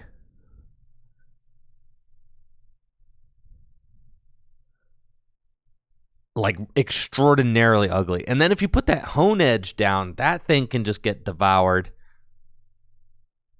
by High Voltage Current as well. But the Hone Edge is down. It looks like Ethan is trying to maybe thin this hand down for a Rumbling Engine. But this might be Ethan's last Rumbling Engine, because this thing might be getting knocked out. It actually feels bad to put energy on anybody right now. Oh, man. Yeah, no. There's a Mallow and Lana, but you kind of needed to see the Mallow and Lana before the end. Mallow and Lana can heal 120 damage. This is going to be disastrous. Oh, my gosh. A pass. Cole's got Flaffy and Electric online. Regieleki and Electivire set up.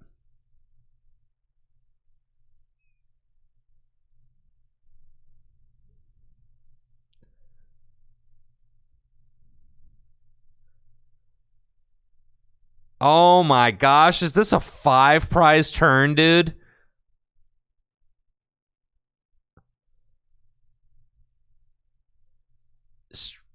preposterous. Yeah, dude. Take the 5 prize turn, man. Do it. Do it, Cole. Oh, yeah. Now that is a high voltage current. Everybody is dead except for Zamazenta. Oh my God, the 5 prize turn. And Cole has 1 prize remaining. Just like that. Wait, doesn't the Zamazenta take 5? Oh yeah, because the Silent Lab.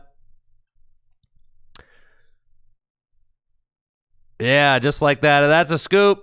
Yep, the 5 prize turn, 2 beasts.